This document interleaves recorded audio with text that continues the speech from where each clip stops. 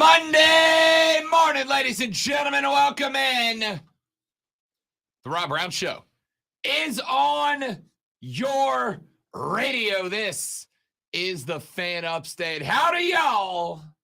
How was your weekend? I hope it was spectacular. We are so glad to have you back. I am Rob Brown, directly across from me on the other side of the metaphorical glass, in charge of the radio broadcast station and everything happening in your ears right now. He is Colonel Grudge, the Sultan of Swag, the Wizard of Wave, the Professor of Perfection, hashtag Dad Kicks, the great one. Lonzo's here. Hey, man. If there's a punk in your life, go straight up third grade and go punk, and then just walk away. Punk. That's my advice for today. Punk. Punk. No punks on this show. Definitely not of the CM variety. Good night Friday night at Friday Night SmackDown. Personally offended when friend of the show Gunther got tossed from being ringside. He didn't even do anything. He didn't do anything. And the referee, they got bias against him for some reason. Yeah, I don't get it. I don't get it. He spent all day talking with us, having a great time. Then gets just thrown from the ring. Clearly an anti-Rob Brown Show bias from that particular official. Your loud and boisterous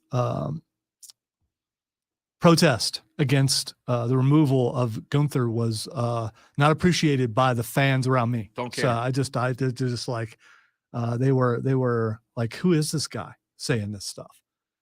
I hope you told him exactly who the hell I am. Well, I didn't care. That would require me speaking up in a crowd. I'm not going to do that. Gunther got I tossed. yelled, I screamed. You didn't see any of it. That's fine. I also got to do something for the first time ever. And so did you. I guess it's for the first time ever.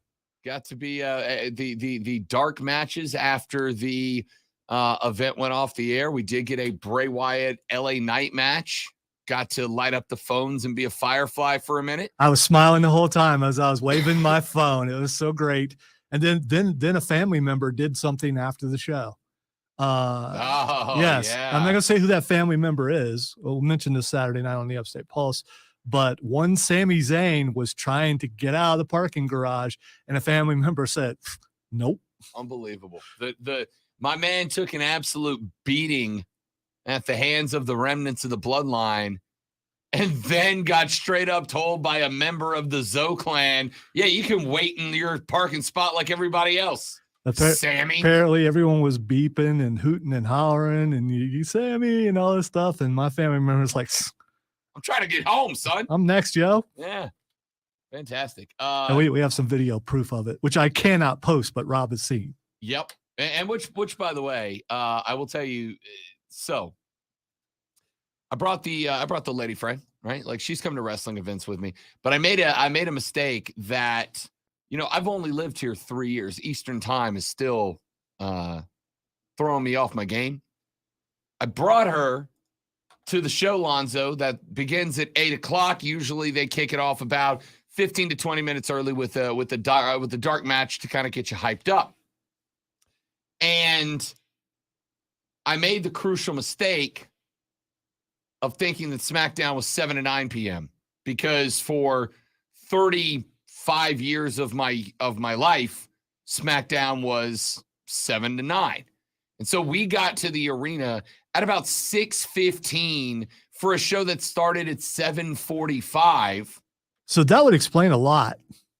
Hence the lady friend not exactly hitting the pops like the rest of us marks at certain spots. She was very over it at that point until Drew McIntyre, her boy, came out and went tarps off to battle the Viking Raiders. Then she was back into the show. But no, a phenomenal show. Had a great time. And she did not get as excited as I did when we walked into the building. And I got to do something as a wrestling fan that I have not been able to do at any point in my life. I got to take a picture pointing at the WrestleMania sign. We walked to the seats. We sat down. Our buddy Joey B was with us. My man Jack was with us. We're all sitting in the row, and I was like, wait a damn minute. I get to point at the sign. I was like, babe, get over here. She's like, what? I said, point at the sign with me. She's in her chair with a glass of wine and a box of popcorn, and she goes, nah. I was like, you don't want to point at the WrestleMania sign? Nah, I'm good. All right. In fairness, I did bring you here an hour and 45 minutes before the show, so that's fine. I get that. The question is, will she come back? Oh, also, she will, but she will be verifying the time of the show before we leave the house. Yeah, it's probably a good move on her part. Shout out to the boss down the hall and his ringside seats. What a show he had. Yeah. I don't know if you saw exactly where he was sitting. Yep. It was like right in the middle of the ring. He wasn't physically in the middle. You know what I mean. It was like being on the 50-yard line. He was right there for all the action, and might even got something on him a couple times. I thought his seats were very good this time. I didn't get the offer like I normally get. So, well, you had the whole clan with you this time. Well, I usually do, but every time I get the offer to come down there, I know you don't get that offer, but but it's fine. I'm still low man on the totem pole. I know my role. Yeah, well, I get I'm that. Just the jabroni. I get that offer. I think he wants me to come down just to see if I get punched in the face. Fair enough. Man, it was a good time. Good time Friday night. We'll talk more about it later on in the show, but we have got a lot more that we need to get into on the Rob Brown Show this morning. We're going to get into... Hey, I don't know if you knew this. Some people are calling it the big game coming up this weekend, but we're calling it the Super Bowl, and because we can and they can't. Yep. Why is that, Lonzo? Would you like to explain to because the people? Exclusively in the upstate, you can hear the Super Bowl right here on the Fan. That's right. Nowhere else in the upstate. Right here. Right here. Only on the Fan Upstate. Live coverage, wall to wall, start to finish, top to bottom of the Super Bowl this year is going to be right here on the big stick, and we are very excited about that. It is, of course, Super Bowl week, explaining the garish amount of red adorning the body of the great one as he rocks the Chiefs gear into the building today, and he should. His team playing in the Super Bowl. How about this? The Chiefs this year, 16-3 overall to this point, 546 points scored on offense, 6 all-pros, including a Kelsey and their quarterback, and the AFC's number 1 seed. The Eagles, 16-3 overall identical record, 546 identical points scored, 6 all-pros, the exact same number, including a Kelsey brother and their quarterback, and the NFC's number 1 overall seed. Ladies and gentlemen, the script is on the nose this year. How about that?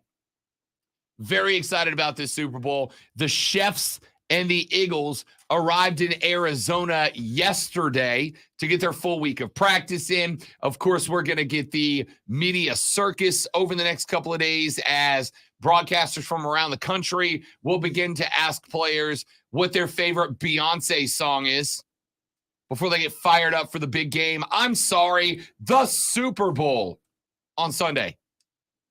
So we'll start getting into our breakdown as the week goes on. We'll go unit by unit. We'll go scheme by scheme. We'll take a look at the coaching strategies of both Andy Reid and Nick Sirianni and see if we can come up with a couple of thoughts on who wins this thing as Kansas City gets set for their 3rd Super Bowl appearance in the last 4 seasons. The Eagles, their first since 2017 and a Super Bowl that they walked out with a dub. The Chiefs would like to get back on the right track and get one to go 500 in their 4 Super Bowl appearances so far. So we'll be breaking that down later on as the show progresses. We've got to talk South Carolina basketball, both men's and women's today, because there are 2 different ends of the spectrum. On one hand, the women's team took a trip, play UConn, number 2 team in the country, and are now the only undefeated team still standing. They are a very good basketball team. It was a dogfight, and there is something very positive out of that game. The top 2 scorers for the Gamecocks, were 0 for 13 from the field to start this game. So what happened? The bench stepped up and carried them. And we'll talk about that. A game which was so frustrating that Gino Auriemma spiked a water bottle into the court because he was so furious about it. We'll talk about that. On the flip side, Lamont Paris' first year as the head coach of the Gamecock basketball program was always going to be a struggle. We knew it was going to be a struggle. The majority of the most talented players from last year's Gamecock program decided to bounce, as I told you that they would. Basketball players don't show up on campus to play for a school. They show up to play for a coach. They show up to play for a coach. They show up to play in a system. They show up to give themselves the best opportunity to be successful for themselves. No problem with any of that. But this team is starting to spin a little bit. Saturday had an opportunity with a lead, just over 2.5 minutes left to play against Arkansas. South Carolina had an opportunity to end a 7-game skid in the Southeastern Conference. Instead, they let Arkansas walk the dog in the last minute and a half and take the dub. But that's not the story. The story is that Gigi Jackson, arguably the most talented individual player as a freshman in all of college basketball, decided to go live on his Instagram after that game was over. And in going live on Insta, he done threw everybody up under the bus. I've got the audio from that for you. It was a bad look for Gigi Jackson and Lamont Paris. Now, Gigi apologized, but the damage was done at that point. And we're going to play that audio for you later on in the show. I want to get to that. The ACC has been taking a hit from radio hosts around the country for a number of years for being a conference that is SAWFT soft.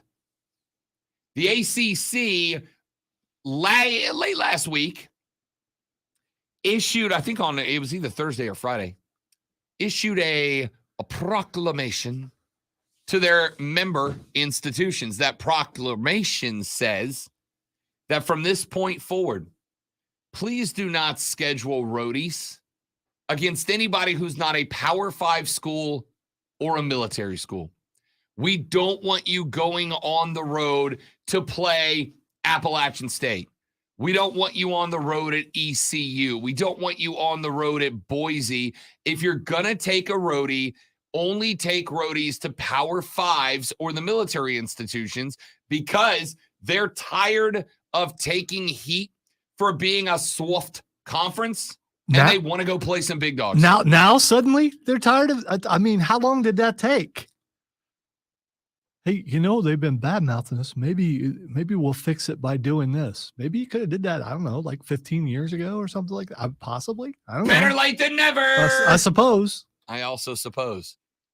Better late than never. We'll kind of expand on what exactly it was that made the ACC make this decision and the impact it's going to have on football within that conference. We'll talk about that. The Dallas Mavericks made a trade to acquire forward Kyrie Irving, who 4 days before the NBA's trade deadline said, yeah, I want out of Brooklyn. I think I'm done here, right? I want gone from B-Town. The Kyrie Katie experience, as I told you it would, failed miserably. So he demanded out 3 days before the NBA's trade deadline, or I guess 4 days before the trade deadline. And LA made the jump. They offered a handful of picks, and Russell Westbrook, the Nets said, no, we're good. So where'd they go? Send him down to the Big D. And I do mean Dallas, where he will play alongside Luka Doncic. That's going to be very, very interesting. The question mark is going to be, can those two coexist? Luka has already taken the leap of faith to say yes. How do we know that? Because the Mavs straight up said, Before we pulled the trigger, we called Luka and we're like, are you good? You good with this trade? Do you want this move? And Lucas said yes, because let's be real, Luka needed some help. Luka's a star. Luka is a G, but he needed some help. He wasn't getting it from Spencer Dinwiddie. So they sent him and a bunch of picks up to Brooklyn to bring Kyrie down. Was he going to say no? I mean, he doesn't seem like we haven't heard anything about him being that kind of guy that goes, no, man, I don't want him. You know, it's one thing to go, do you want us to bring in a top flight power forward, a top flight power forward who can kind of open up the floor a little bit for you, versus do you want us to bring in Kyrie, who is going to come to Dallas, and now we can spend as much time investigating Flat Earth and the JFK assassination. Well, there is that. Yeah. Kyrie didn't say yeah because of Luka. Kyrie said, wait a minute, I bet I can solve the FBI's lies in the Big D. I was going to ask you, because I've never been to Dallas before. I don't know if you've been to Texas. I was wondering if it's flat there, kind of flat, because I believe it probably is. So it will be like going home.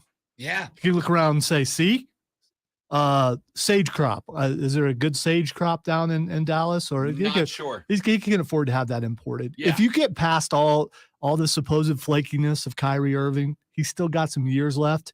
And when he's on the court, he's still pretty good. Kyrie can ball. Yes. Kyrie can ball. The question is, can you, because remember, when Kyrie was in Brooklyn, it wasn't just about a situation where you're like, all right, ignore Kyrie, right? If Kyrie's on the floor, pay attention. And if he's on the mic, ignore him. The problem was some of the stuff that Kyrie was doing and saying was just straight up gross, right? Was just straight up gross. Keep in mind, he's going to probably the best owner fit for him in all of the NBA. Mark Cuban is... Some would say out there in some ways. Yes, that's what I'm saying. Yeah. I think they fit well. I think if someone's going to understand someone else's weirdness, it's probably Mark Cuban. Yeah, I don't disagree. But at the same time, even Mark's going to recognize that if you've got a player on your roster that is out there promoting films based, rooted, and developed around anti-Semitism, it's a pretty damn bad. It's one thing for your best player to go, the world's flat, because we can all go, you're dumb, play basketball, right? It's another thing when your dude's out there propping up anti-Semitic films, and then when called to the floor being like, oh, I was just trying to have the conversation. Nah, dog, that's not a conversation worth having. Nobody wants that conversation. And the Nets had to sit Kyrie down for a week and a half because of it. Even Mark Cuban's going to go, can't have that. All right. All this stuff being said, if you were Mark Cuban, would you have pulled the trigger on bringing Kyrie Irving there?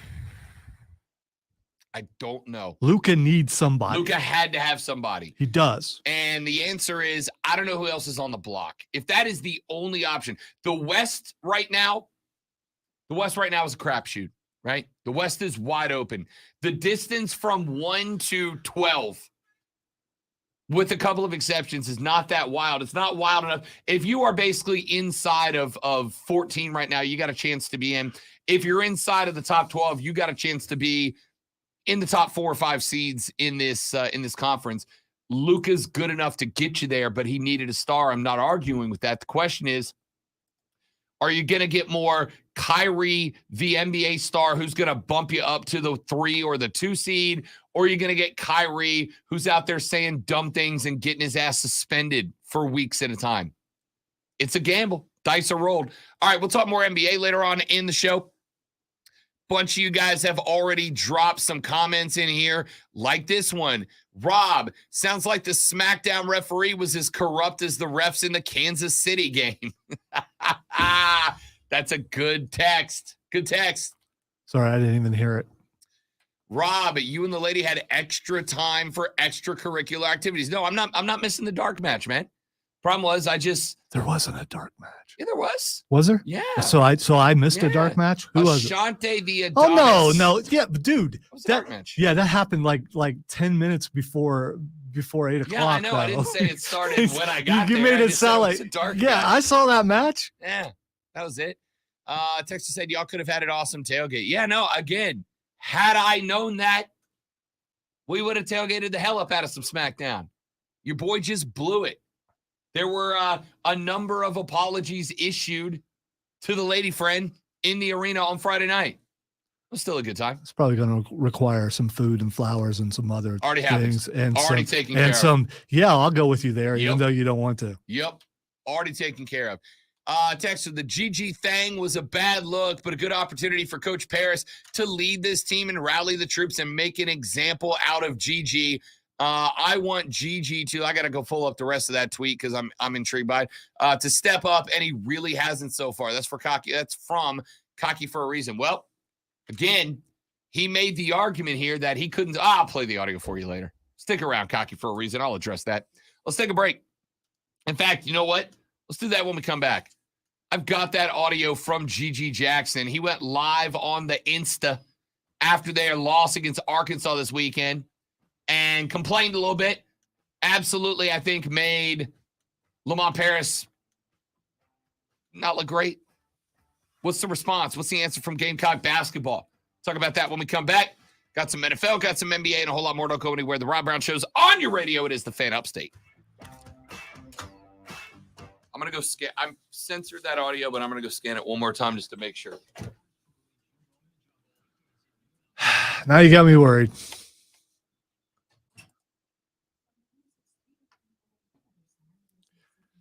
All right. I'm going to take the, nah, you know what? I'm not going to do that. It's online. It's fine. I don't get it. What's good, Chris, bro? Like, hey, can you help me answer that question, Chris, bro? Why don't I have the ball in my hands when it's crunch time, bro? Ain't I supposed to be this, oh my God, GG? I don't see myself as that, but ain't I supposed to be, quote unquote, that? Like, just give me that.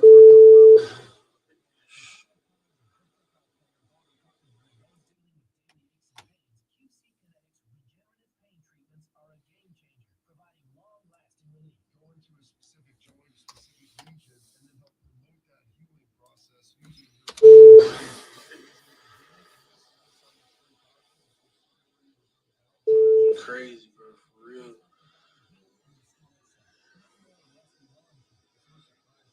Bro, I'm not even getting plays drawn up for me in the crunch time, bro.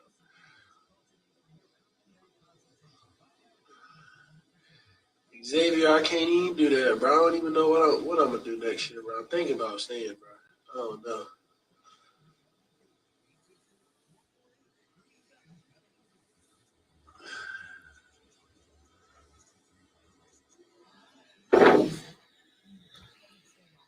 Yeah. Bro, I'm about to come in the locker room. How Kobe, what's his name? How Lou Williams said Kobe did. Every time we go down the court, I touch the ball.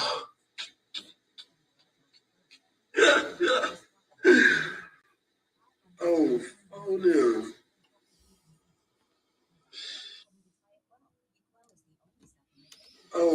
Oh no. I have no idea what he just said. Oh no.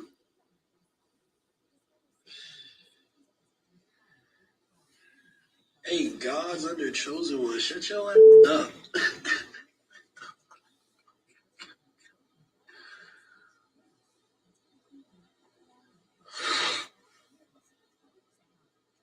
Man, I can't even transfer if I stay next year, bro. I already done betrayed one school, bro. I can't do it to another one, bro. Wow.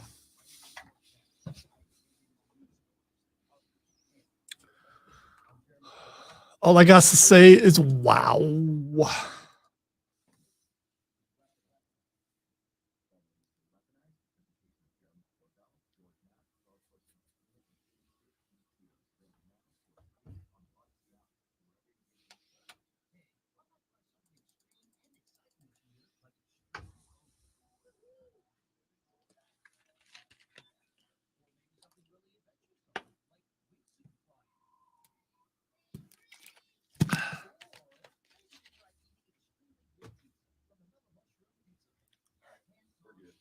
Yeah, I checked it in here.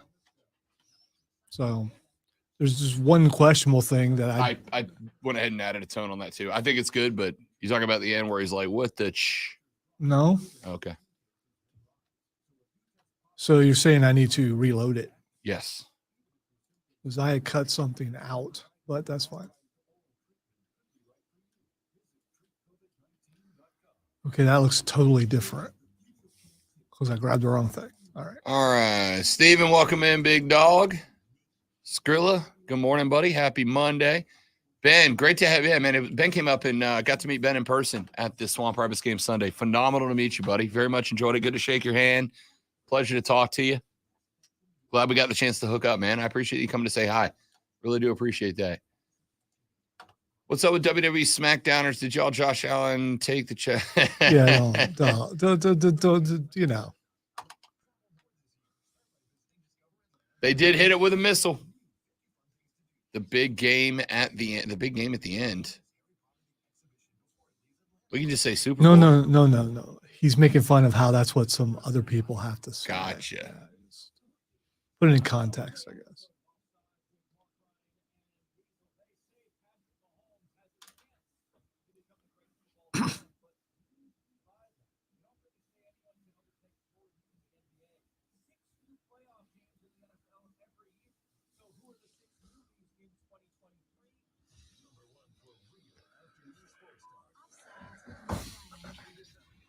No, Ben, I'm not into. Sorry. Dude, the heck are you doing? I'm not. That counts. No, it doesn't. Yeah, Nothing got said. Nothing got said. I am talking to the people, and I had enough time to get something in, and you just turn your mic on early. Yeah, my mic, not yours. Yeah, I'm not trying to get one on Monday out the gate, Lonzo. I think it counts. No, I didn't say anything. Then why'd you immediately look over like, oh? Because I saw you reaching like with a frantic look. I'm like, oh, what'd I do? And then I realized you don't like when I cut my mic on before the music drops. No, I was talking, and so you talking. Yeah, I was talking to by the way, if you want to check out the show during the breaks, tune in to Twitch, and Twitter, and YouTube, and Facebook, because we have conversations with the people online, which I was doing, and Rob just decided to turn his mic on. I like to be early, I don't like to be late. Ladies and gentlemen, the Rob Brown Show is on your radio. It is the Fan Upstate. Real quick, before I move on, how about a shout out to nephew Lou? Came up from Florida, got to go to his first Swamp Rabbits game yesterday. Got to go play around on the ice a little bit. Had a good time. Had a good weekend with the youngsters. So, Lou, glad you came up to the Ville, my man. All right. Let me get some, let's get this audio in. GG Jackson and his Gamecocks of South Carolina played some shooty hoops against the Arkansas Razorbacks on Saturday. It was a game that a struggling Gamecock team very much would have liked to have won. Late in that game, the Gamecocks had a chance. In fact, they had a lead against the Razorbacks with just under 3 minutes left to play, but Arkansas was able to knock a couple down late. Arkansas was able to get the dub and walk out of there, dropping South Carolina to now 8-15 and just 1-9 in conference. They went on the road, got that shock win over Kentucky. A lot of folks thought this is a changing of the guard. This is a turnaround. The Gamecocks just needed some time to find some chemistry, and then they didn't do that. It has been all downhill since then. Well, GG Jackson, the phenom freshman, maybe the best freshman in the United States, a guy who absolutely whipped the fan base into a frenzy when he decided to come to Columbia, expressed the frustration that is clearly taking place in that locker room when after the L, he jumped on the Instagram, went live, had some stuff to say, including some reactions to some fans who were commenting. Here is what the GG Jackson Insta Live sounded like.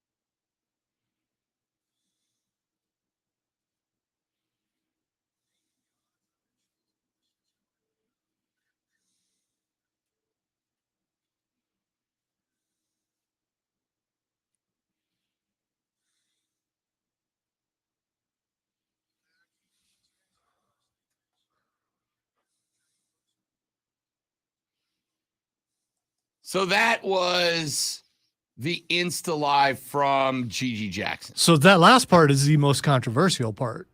The part where he says, I've already betrayed one school. Yeah. Which is what a lot of people consider the transfer portal to be, is a betrayal.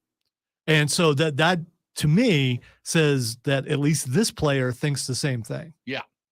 So Gigi had a couple of interesting spots there, both about this team and about the future, right? Like early in it, he said, I can't do that. I'm thinking about staying, but I don't know what I'm going to do. And then at the very end, he said, I don't know. I can't transfer. He said, even if I come back, I can't transfer. I've already betrayed one school. That was in recruiting, right? Because there was a talk about him going to North Carolina before he picked South Carolina. He said, I've already betrayed one school. I can't betray another one. All right. Without going back and seriously counting, how many bros were in there? Bro. There's a lot of bros. Bro. In there. I'm just saying. Bro, I don't know, man. I think that this has got to be frustrating for Gigi, sure. Like, and listen, I'm not hung up on hanging Gigi out to dry here, right? I get it. You are heralded as the best basketball player in the most recent recruiting class, right? You had the blue bloods fighting for you, the cream of the crop fighting for you. You had North Carolina coming for you, had Duke coming for you, Kansas, Kentucky. They were all in the mix for Gigi. He decides to stay home and play basketball for South Carolina.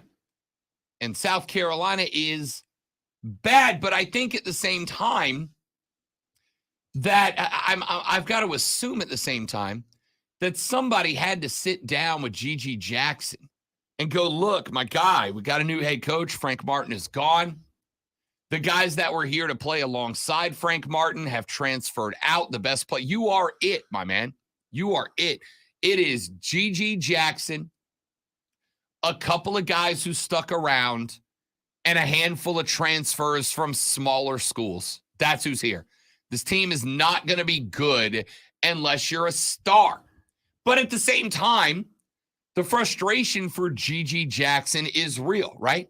It's like, hey, man, I'm supposed to be the dude. I'm supposed to be the guy.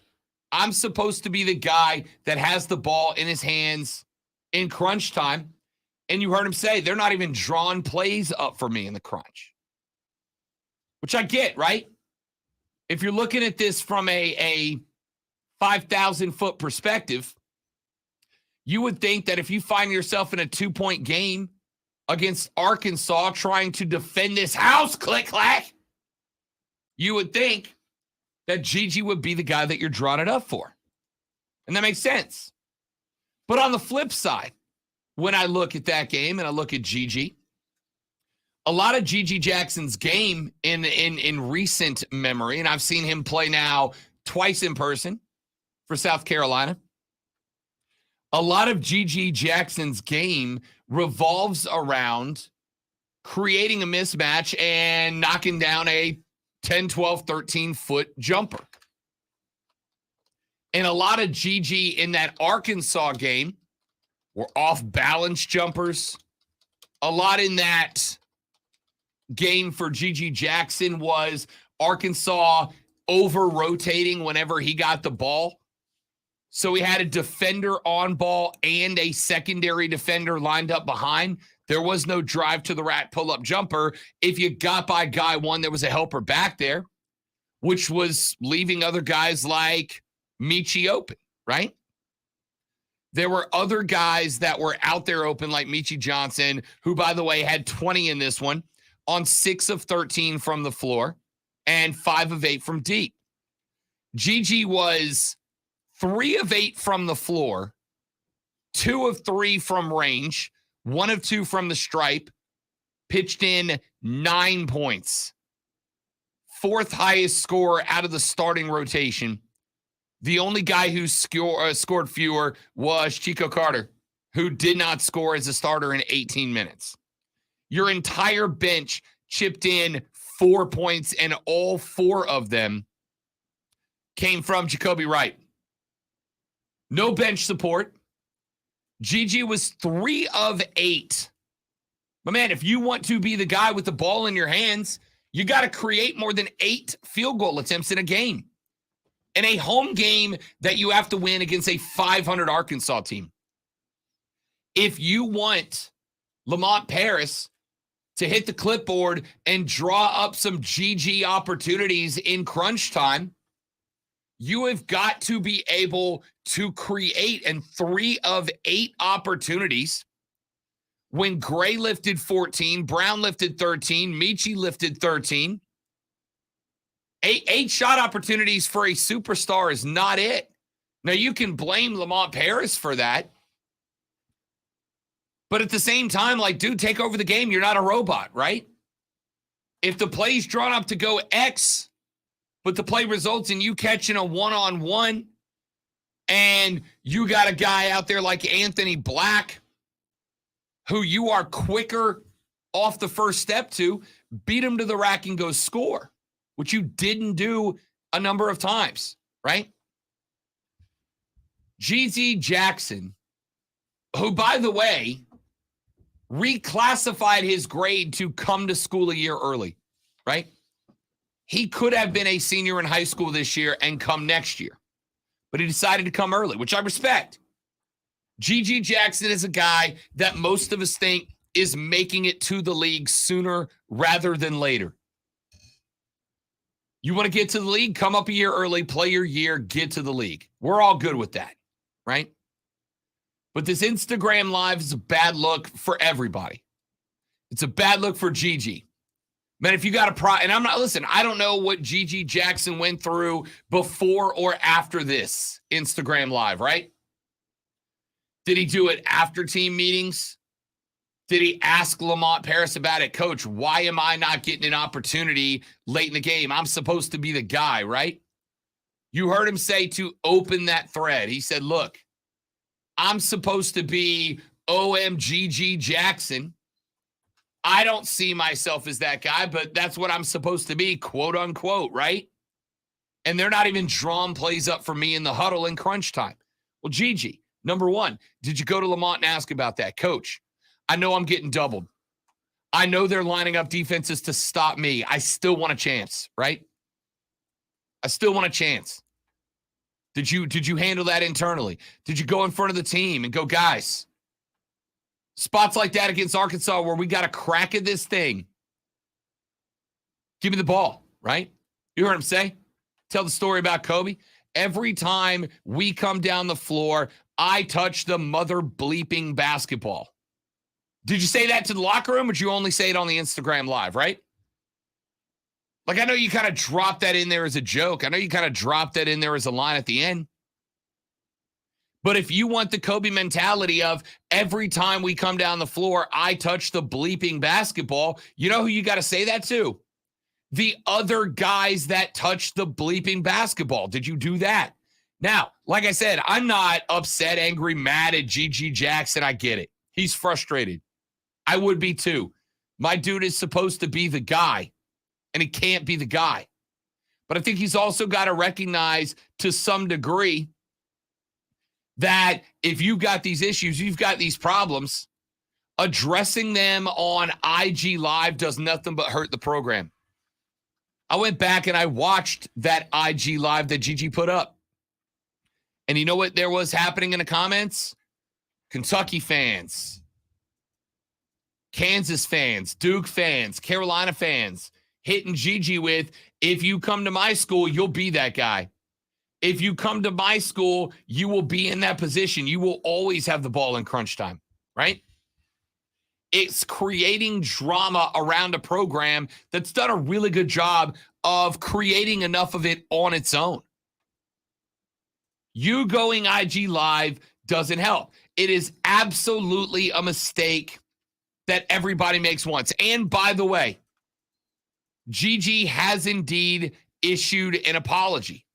He took to the old notepad app apology strategy when he said, "First, I want to apologize to Coach Paris, all of my teammates, and the University of South Carolina. After reflecting on my behavior yesterday, I want to apologize for acting out in emotion and the comments I made on live after the game. Being that I am very passionate about the team and the game, I unfortunately took my frustration out in a very inappropriate manner. My behavior yesterday was not a reflection of my character. Going forward, I will move in a more mature and positive direction.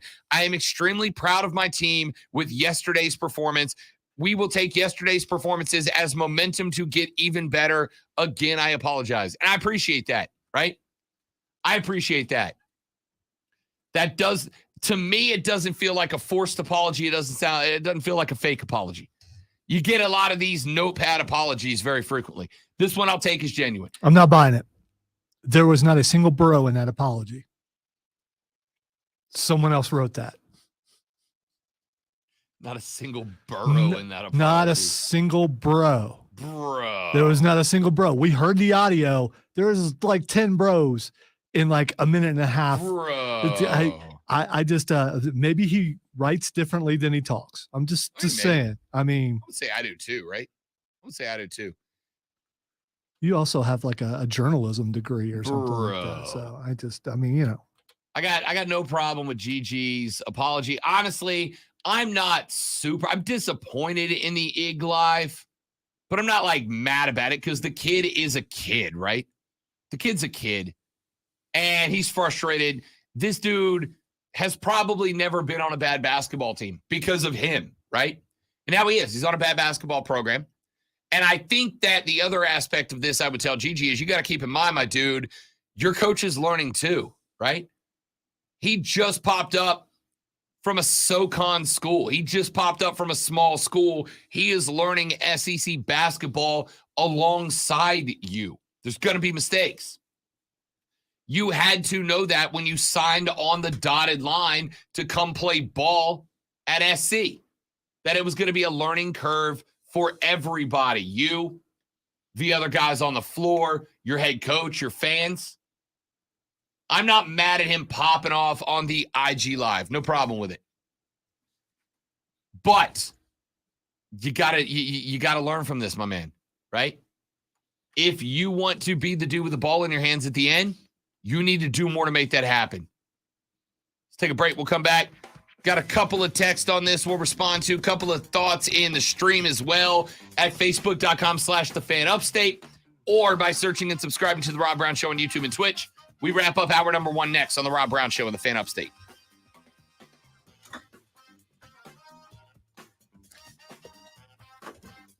I gotta go, bro. I've had to go for the last 5 minutes. You should say that. How am I going to, again, how am I supposed to, we need a signal? You need a signal. Yeah, what's a non-obvious signal?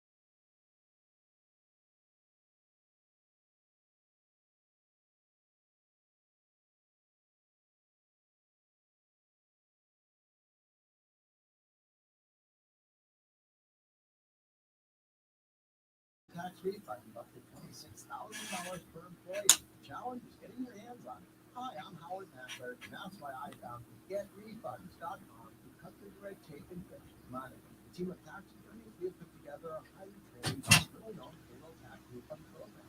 We do all the work. We charge another dime a clock. We simply share a percentage of the tax we get to you. Businesses all types of people. Apparently, Bray and LA Knight did a house show in Pensacola Saturday night, and I had a friend that went, and he said Bray and LA had a match, and they did the same match they did Friday night with the same ending they did Friday night, but they did it in the dark. They did a dark match. Like lights off dark match. Hey, look at the video I sent you on Twitter. Yeah, I want to watch it with the sound on, but I don't even think, I mean, the sound is probably amazing, but I've been on the fence about whether I want to buy it or not. But that's actual gameplay. That looks, it looks kind of dope.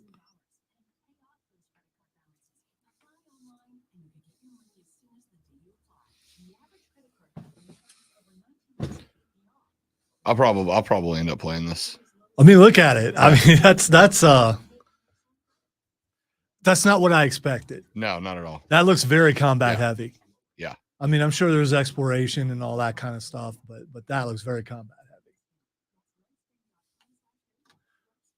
I wonder what level of spells they're at on that part. You're not going to have that many starting spells, I don't think, but who knows?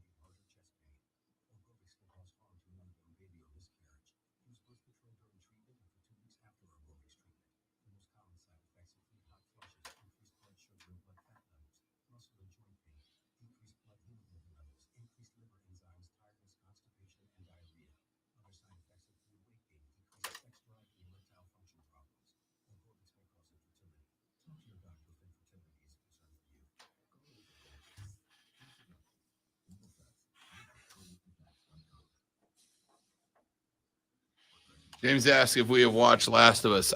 Yes, I am a big fan of that show. The last episode I absolutely loved, adored that episode. And I know there's a lot of people. The common trope is every zombie show has one episode where there's no zombies in it, and people get very mad at that. But the premise of a zombie show is never just about murdering zombies. The premise of a zombie show is about the stories of the characters within this dystopian nightmare. And I thought the lines and the delivery and the story in that were phenomenal, frankly.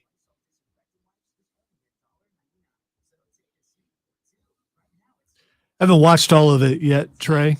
As far as NXT goes, I've watched the first couple matches, but I'm watching that tonight. I haven't gotten to it yet.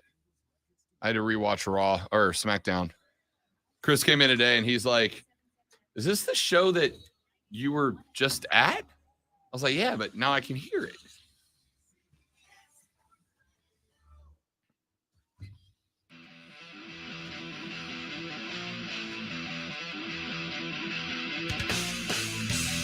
Wrapping up hour number 1 of the Rob Brown Show here on the Fan Upstate.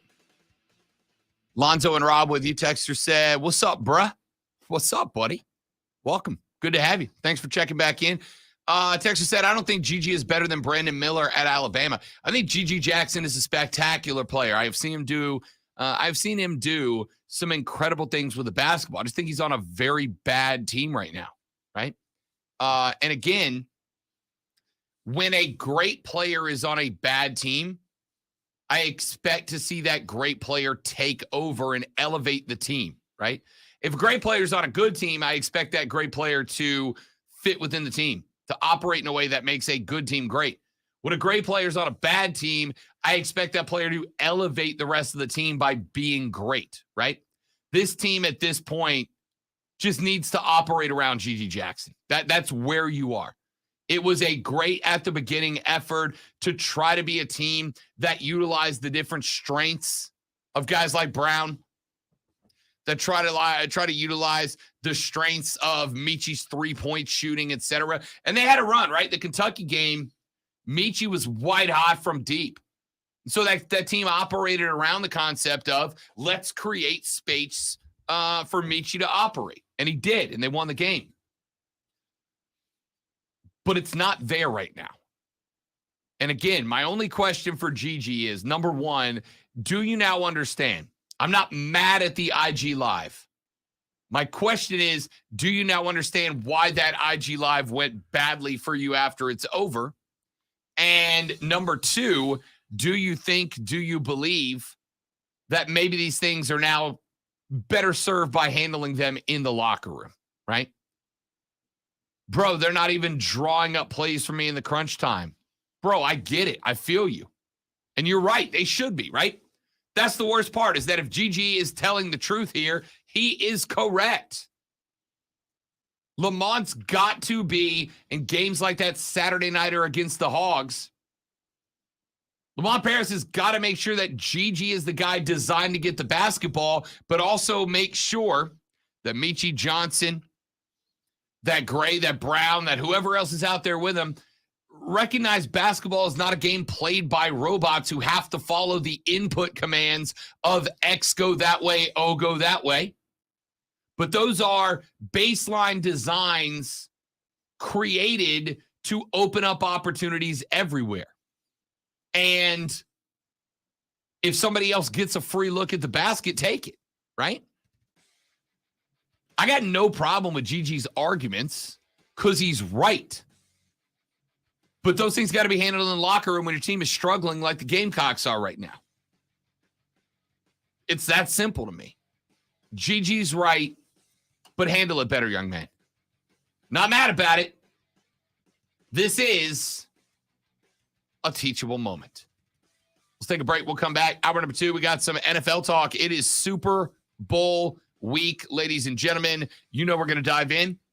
The Carolina Panthers have their defensive coordinator lined up, and it is a heck of a hire. We'll talk about that, and we'll get into the order from the ACC about scheduling on away games and what that means for the conference moving forward on the Rob Brown Show and the Fan Upstate.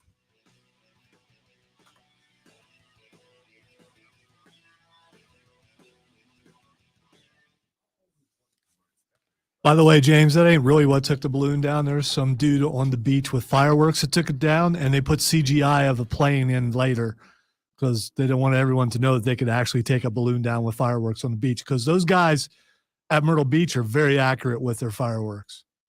Yeah, I thought it was an interesting choice to fly it over redneck country, you know? I'm wondering how many rednecks took pot shots with their 22s at that balloon when it flew over the upstate. Which, by the way, I had people texting me pictures of it from like Woodruff Road. Yeah. So I think the people who would like to take the plane down probably had some more high-powered guns, probably.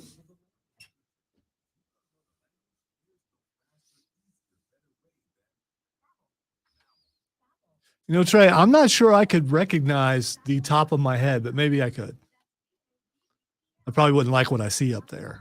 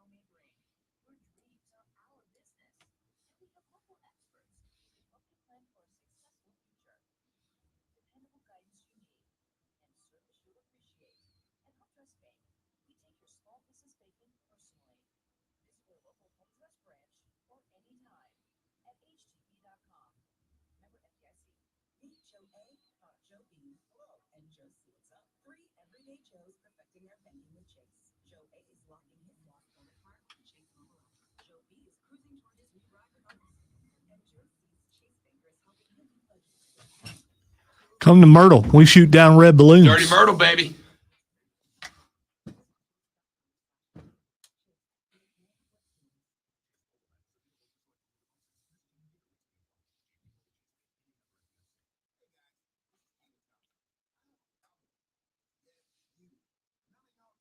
Oscar's new render is killer.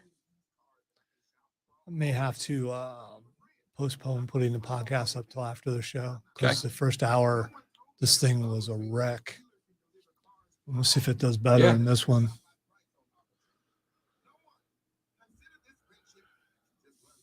Someday the computers will be replayed. You know, Steven, I'm playing these. I was tired. I mean, I can't hide the bags Saturday, but I am playing a character that's very serious. So I'm not going to look happy the entire time we play Dungeons and Dragons. He's serious. He's haunted. He doesn't get a lot of sleep. And I am a character actor. Thanks for watching. Thanks for watching. Yeah, that was a good session. There's a lot going on there.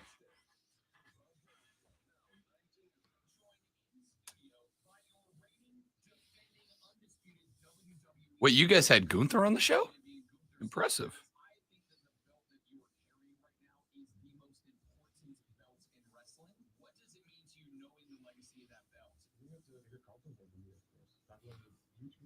And now it's been a situation that I can do my own part and add to his history, his legacy.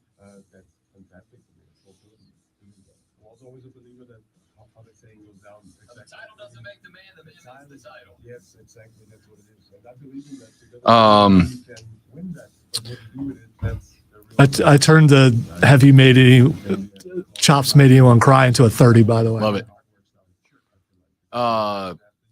We got his comment about Brock being the end boss got picked up by one of the dirt sheets, so I'm hoping we're going to really. That was a good move. Very much this morning I saw it circling around with our names on it. So no, we got credit. Mm-hmm. Cool. You know, the wrestling community seems to be a little more on the up and up as far as giving cred to other people. Yeah.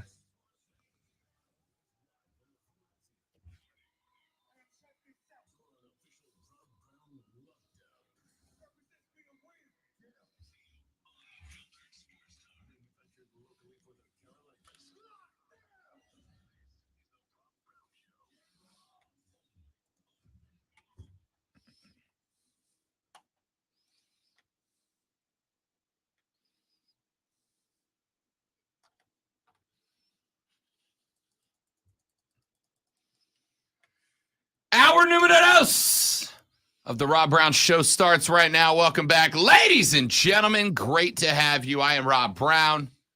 The great one, Lonzo, is on the other side of the metaphorical glass this AM. We want you on the show. The show is better when you are on the show. 844-326-3663 is the phone number. 844-326-3663. You can also text the radio broadcast today. The text line number is 71307-71307. Start your text with the word fan, F-A-N, fan, F-A-N, and give us your thoughts. A couple of texters that have come in so far. The GG thing was a bad look, but a good opportunity for Coach Lamont Paris to lead this team and rally the troops and make an example out of GG. And I get that, right? I get that. Teachable moments sometimes are accompanied by discipline, right? GG can't do that, right? You can't put the team's business outside of the locker room. I know it's a different sport, but the Greg Berhalter example is a big one with what's happening right now with U.S. soccer. Greg Berhalter, after the World Cup, went on a big thing about Gio Reyna and his attitude and all that. And the team handled it at the World Cup, and they left it in Qatar. Except for then Greg got up in front of what was supposed to be a closed doors conference and went off on it. Made Gio look worse. Now, Gio's parents handled it terribly. The only one, hilariously, between Greg Berhalter, Gio Reyna, and Gio's parents that handled it the right way was Gio Reyna, who came out and said, yep, I realized I had an attitude problem. I realized I was hurting the team. I realized Greg's decision to limit my minutes and why he did it. And I'm going to move on and try to be better. The only guy who handled it correctly was a guy in his early 20s at the center of all of it. Gigi's got to recognize that there is now an unnecessary amount of drama around the program. Does that mean, as the next texter said, that said, when I coach basketball, a player stepped out of line, it's suicides, and every single stare up and down the bleachers in the entire arena? Again, there are some times when that's the right response. Everybody on the baseline. Gigi said that the game should all be about him. It's a team effort. So now we're all going to, as a team, run suicides. By the way, we don't know that didn't happen. Absolutely don't. You are correct. I suspect Lamont has got to do or say something about this.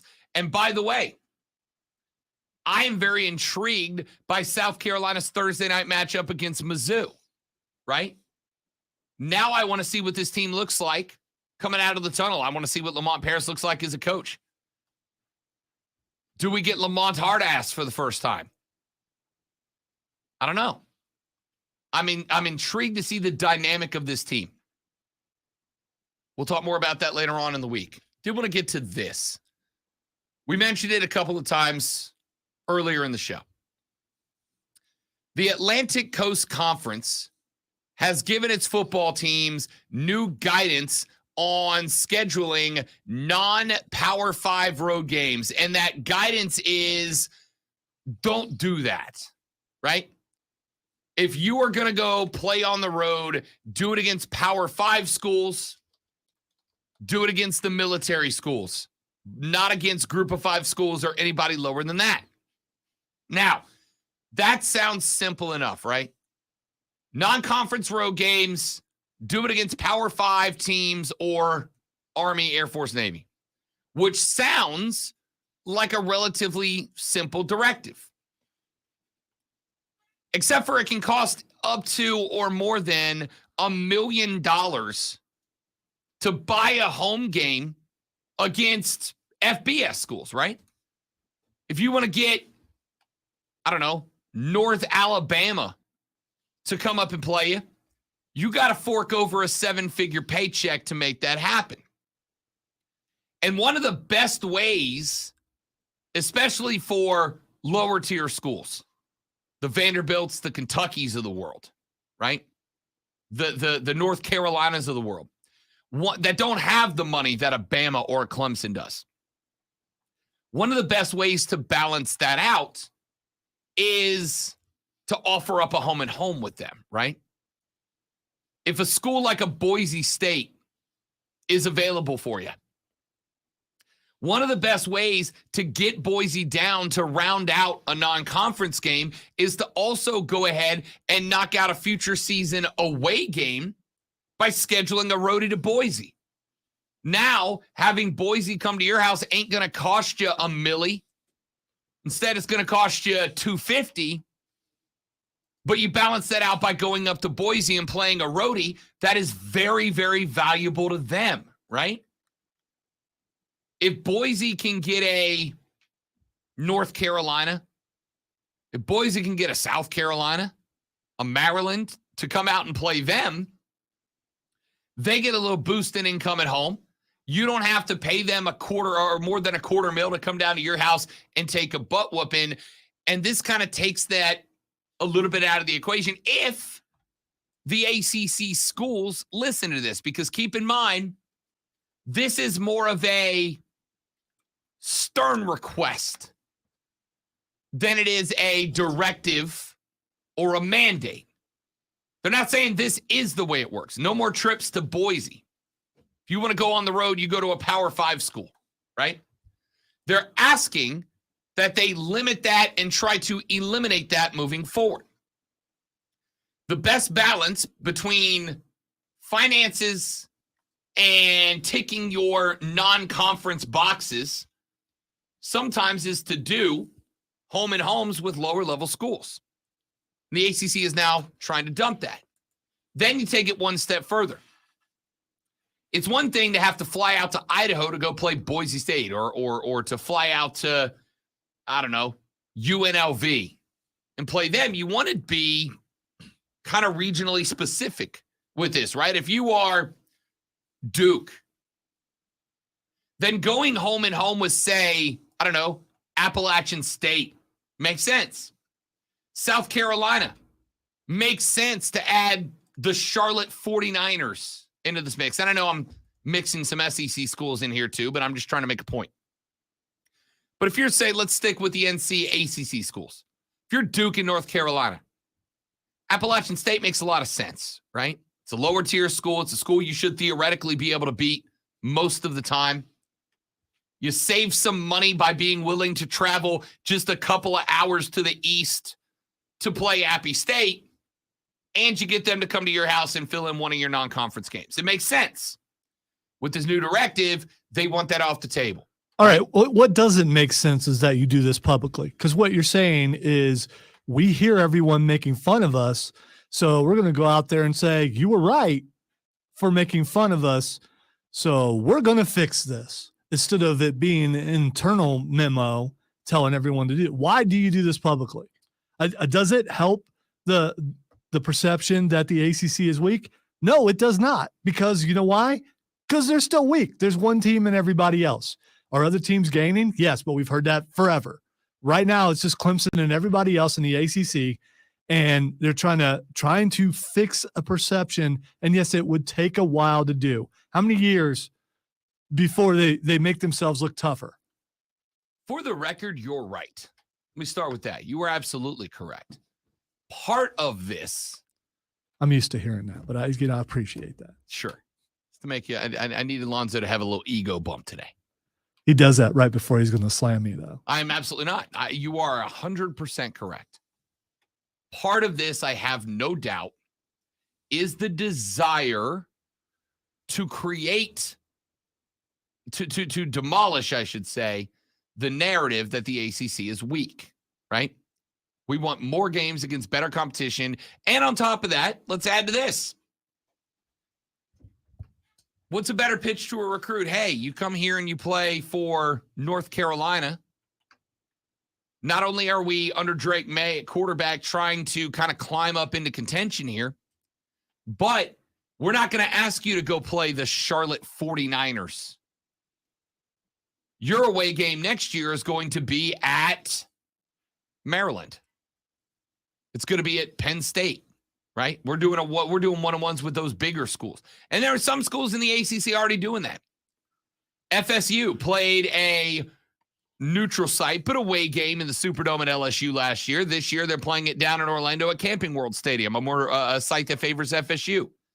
Florida State's also got a home and homer upcoming with Alabama in the next couple of years. Some schools are trying that already, and I think that is because those schools recognize that getting the opportunity to play at bigger schools is a recruiting pitch in and of itself. There's a financial aspect to this. There's an image aspect to this. Now, why would they do it publicly, like Lonzo asked? Well, here's the reality. The first step, as anybody who's been through any kind of program will tell you, the first step towards fixing a problem is doing what? Acknowledging the problem, right? If there's a problem with anything in your life, the very first step in fixing it and getting it better is to acknowledge that it exists in the first place. If you have a substance abuse issue, any rehab program you go to, you will not get any sort of treatment until step one, you go, my name is Rob and I have a problem. And then they can go, good. You acknowledge it. Now we can work on it. You have to make it public. You have to make it known. It puts the pressure on you, right? As I pointed out, and this is not in that directive, but if you go watch our stream at facebook.com/thefanupstate, twitter.com/thefanupstate, or by searching and subscribing to the Rob Brown Show on Twitch or YouTube, you will notice that behind me in the background, hanging on the wall, is a red sequin sports coat. You know why that coat is hanging there on that wall in the stream for all of you to see? Because this show, in my opinion, wasn't good enough last year. We did a year and a half. Lonzo and I brought home Crystal for the best sports talk radio show in the state. That's my bar. Last year, we were not even a finalist for that award. That's not good enough for me. So I hang that red jacket there, not because it's cute or good looking. It is. But I hang that jacket there so that when I open this door every morning, it is the first thing that I see. A reminder that last year you had a problem, this year we're going to fix it. It is also so that when you guys come on the stream, those of you that listen to the show, and you see that jacket, you go, oh yeah, that's because Rob's admitted that he thinks his show wasn't good enough and he's here to work to fix it. Step one is to acknowledge the problem. The ACC has absolutely acknowledged the problem. That when you have got your out-of-conference slate, primarily, and by the way, let's not pretend the ACC is the only conference that does this, right? Florida had like a 24-year streak or something stupid like that, where they did not leave the state of Florida to play an out-of-conference road game. For like 2 decades, every out-of-conference road game that Florida played was FSU, Miami, UCF, USF, FAU, FIU, whatever. Every one of them. It took a lot of crack on Florida to get Florida to play an out-of-conference road slate, right? You're talking about money. Yes. Okay, it's clarification. Well, and jokes. I was talking about jokes, actually. Okay, just in case someone just tuned in and said, what? Yeah, I probably should have amended that sentence to say it took a lot of cracks at Florida, not a lot of crack on Florida. There we go, because there's a couple different directions you could go in there. It took a lot of cracks on Florida, jokes, ha-has, LOLs directed at Gainesville to get the Florida Gators to play a roadie non-conference outside of the state of Florida. They didn't do it for the majority of my life. They didn't do it, right? The ACC is not the only conference that does this, but as of right now, the ACC, it could be argued maybe that the Pac-12 is here, and certainly over the last couple of years that the Big 12 has entered the fray as the worst of the Power 5 conferences. And that is why we have said on this show, this is a different conversation, but as conference expansion happens, which is on pause right now, although there is some development in the Oklahoma and Texas move to the SEC, conference expansion favors the SEC and the Big 10. Why? Because they're the only 2 conferences that are putting out multiple contenders every year. Lonzo's correct. The ACC for the past 7, 8, 9 years has had 1 contender, Clemson. That's it. I think Florida State is going to take a big step forward this year. The addition of Jaheim Bell is enormous in that direction. Miami, I don't know, man. What a joke of a season for Miami. I think it takes longer to recover from that than a lot of Hurricane fans care to admit, but they're in trouble right now. I think that top to bottom, the ACC fielding 1 contender in Clemson every year has caused the lulls to be directed in their general direction, right? So this, to me, is an acknowledgement of the issue. We, as the ACC, have had Clemson as our standard bearer, as our flag bearer by themselves for like a hot minute. And if we want to take a step forward as conference expansion is continuing to happen, if we want to take a step forward in making ourselves look better as a conference, one of the ways to do that is to create more competition. One of the ways to do that is to create more buzz. And one of the ways to do that is to go on the road and play and hopefully beat other Power 5 conference teams, right? It does nothing for us for NC State to go play ECU on the road. It would help if they go play Penn State, Maryland, Vanderbilt, right? Even lowly Vandy. That's an ACC-SEC matchup. Go win some of those. Go play Kentucky. The announcement, well, the directive from Jim Phillips, ACC commissioner, he said, quote, "Those end up being individual campus decisions, but we have pushed hard about making sure when we have opportunities to play really good programs and teams in the non-conference, we need to do that. We just do. When you look at some of our better teams over the last 3 or 4 years, in particular a school like Clemson, that's what they've done. You have to do that.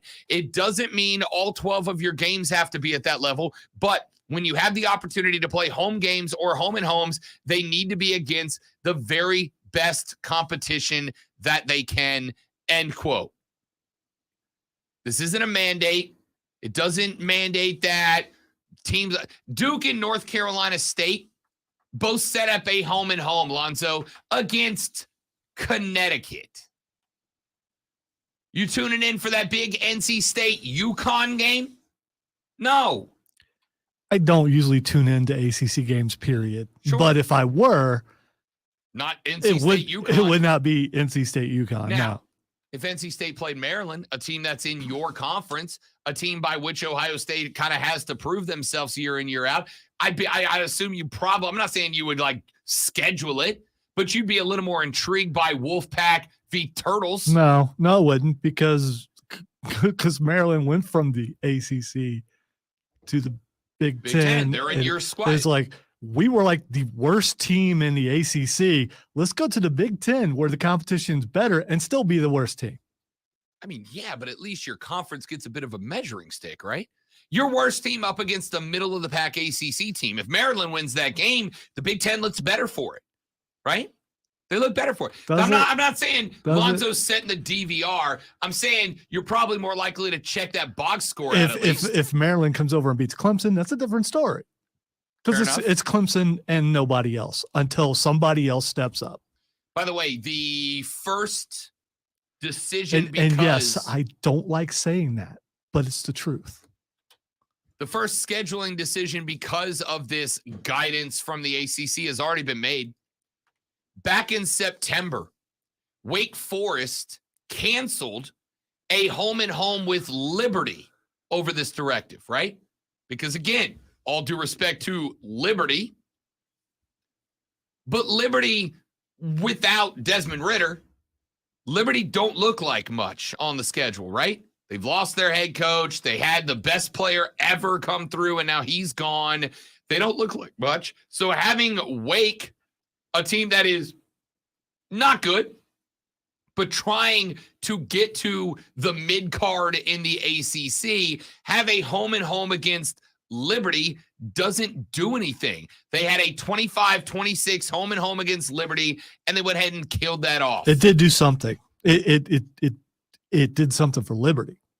It gave them money and all that kind of stuff. And you can look at it and go, well, the ACC doesn't care about the little guy anymore. That's the way you're going to get rid of that perception, is to not care about getting money to your in-state smaller colleges. It's horrible for those guys, because I know they count on a lot of that money to do a lot of things.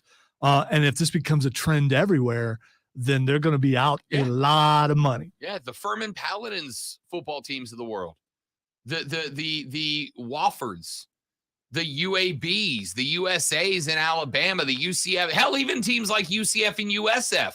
This is going to hurt. Those are pretty established ingrained teams in Central Florida. This is going to hurt them, because if, say, Florida State was to follow this advice, they would kill off home and homes with UCF and USF. That's big opportunities for the Golden Knights and the Bulls that are now gone. I was working with Presbyterian a few years ago, and the head coach was telling us about how much money he would make, the team was going to make by playing a bigger name team. I can't remember what it was at the time. It might even have been Clemson, and they were going to get a lot of money. I don't remember the exact figure, but it was just like, wow, you make that much for one game. And he was telling us what they were going to do with that. They count on that money to be able to help with the facilities and a bunch of things like that. So you've got to be ruthless. If you don't like the perception of the ACC, you got to be ruthless.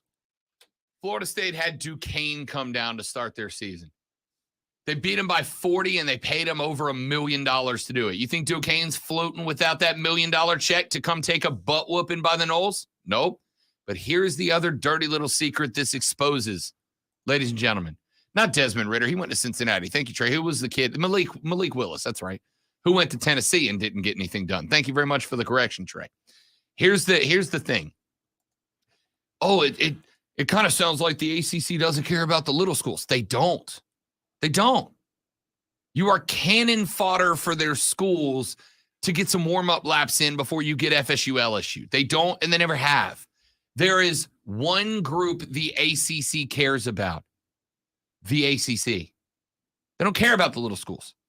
If Furman goes away as a football program, do you think that Clemson or NC State care? Not in the least. Not in the least. Y'all, college football is every bit the business the NFL is. Always has been. Just now, because it's been more public, you have to recognize and deal with that. This directive is going to be interesting if schools start following it. Like we said, we've already seen Wake quash a home and home with Liberty over it. Will more of those schools listen? Let's take a break.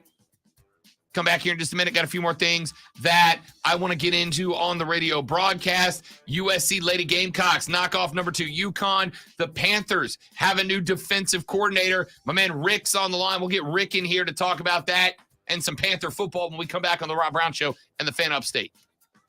You see. Guys got a live read. Stay right there. We'll be right back.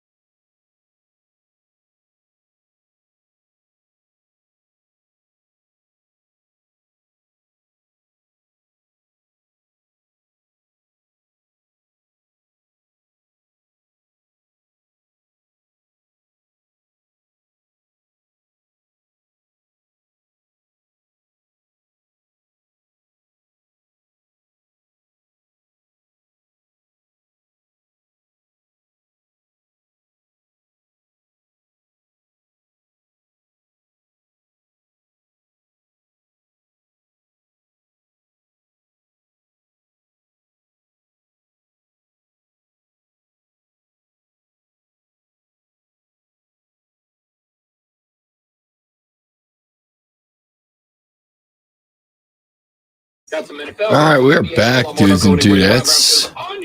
Ray, welcome in, my guy. Good to have you, buddy. Glad to have you on the stream with us, man. Yes, no more squash matches, if you want to put it in wrestling terms. Good call. Good call.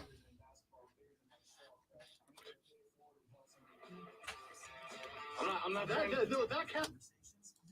Always streaming. I'm not that good. No, that counts.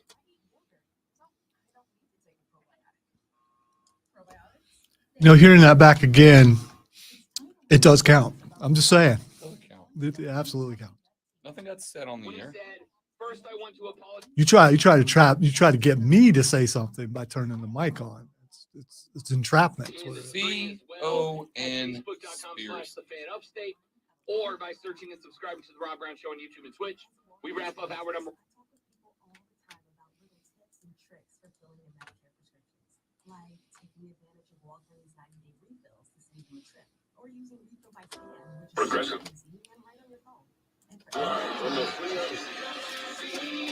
Sports Radio. Let's talk about making things easier. Walgreens is here to fill your way and save at the Walgreens. Wrapping up out.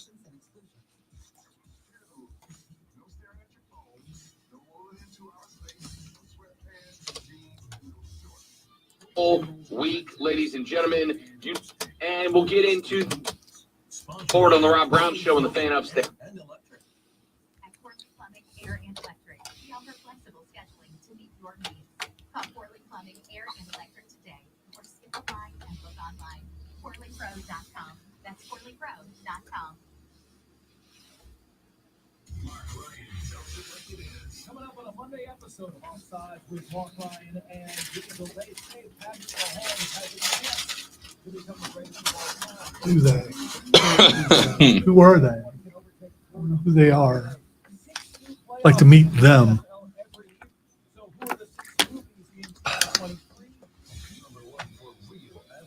Let's replace they with I.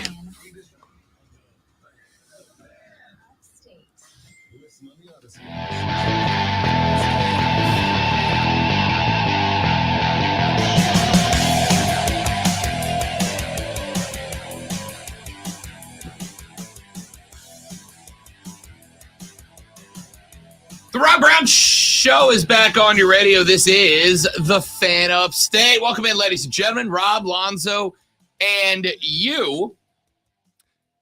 Frank Reich building his staff out in Charlotte, bringing in some new coaches to be on a new staff for the Panthers. And now there's a defensive coordinator in the house. And it is a good one. Israel Evero is the former defensive coordinator from the Denver Broncos. He will fill that same role in Carolina. Evero arrives in Carolina after interviewing for a number of head coaching vacancies, which included Carolina's, as well as Denver's, Arizona's, Indianapolis's, and Houston's. And he was one of just a small number of coaches who were considered a prospect for every head coaching vacancy. Hackett was fired. Evero and the rest of that coaching staff were able to try to get things turned around. Offensively, the Broncos struggled, but Evero's defensive unit was actually pretty good. That's why he jumped up and became a very attractive candidate just 1 year into his DCing job. I don't hate this pick. I don't hate this pick at all.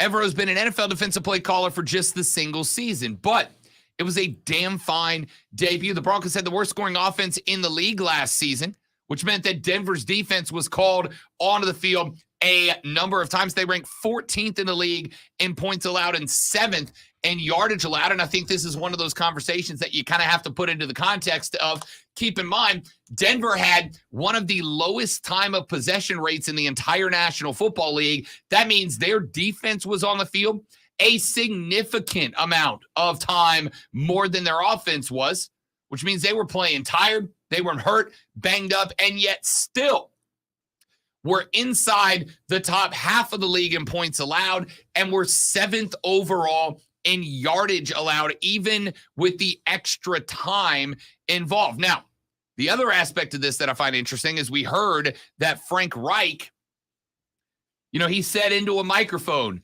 I am not trying to build a club of my friends. I'm not trying to bring in a bunch of guys that I know just because I've worked with them before. I want to bring in the best available. I'm going to go ahead and tell you, Evero was without question the best defensive coordinator remaining on the board right now. This is a big-time hire, and I will tell you that I was already optimistic. I've been telling you guys all season long that despite the team being bad this year, I think the NFC South is wide open, and I think Carolina absolutely is going to open next season as a favorite to win the division.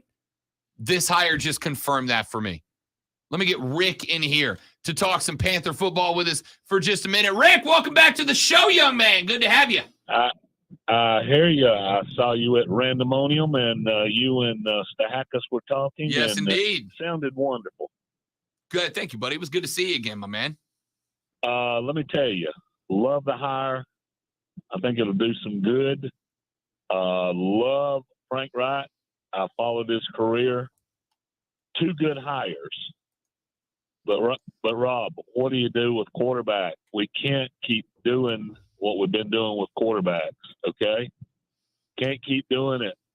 What are we going to do with quarterback? Could not agree with you more. There's a couple of different thoughts here. Lonzo is all in on trade the farm to get CJ. Everybody and get CJ. This is a totally different direction than what you've been doing. Give it a shot. The other stuff isn't working. Lonzo is all in on trade all the draft capital from this year just to get CJ Stroud. I'm not fully ready to commit to that yet, although CJ Stroud is my favorite quarterback in this draft. I think you got to let it play out the gate, right? Chicago has said that the number 1 overall pick is up for auction right now. The first thing I'm doing, Rick, is if I'm Carolina, I'm openly saying I'm not interested in trading up to number 1. If for no other reason, then I want to bring the value of that down, right? Like, I know there are going to be a couple of teams that are intrigued. I want to bring the market value down so that A, Chicago thinks it's worth less than it is, and B, you don't really create more panic of teams being willing to overextend, so that on draft day, when Goodell comes up to the stage and says the Chicago Bears are on the clock with the number 1 overall pick, unless that pick has been traded already, I can get on the phone and go, hey, Mark's not real hot.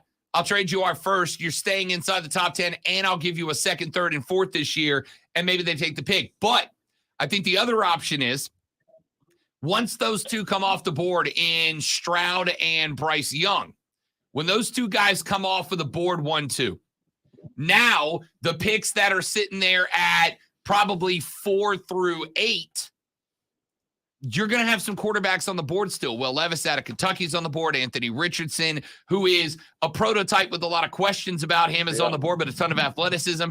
I think I hang out. I might be willing to trade up 3 or 4 spots to get Levis or Richardson, whichever one I end up liking more. And I haven't put grades on either one of them yet, to grab one of those guys. And, Rick, I'm re-signing Sam Darnold.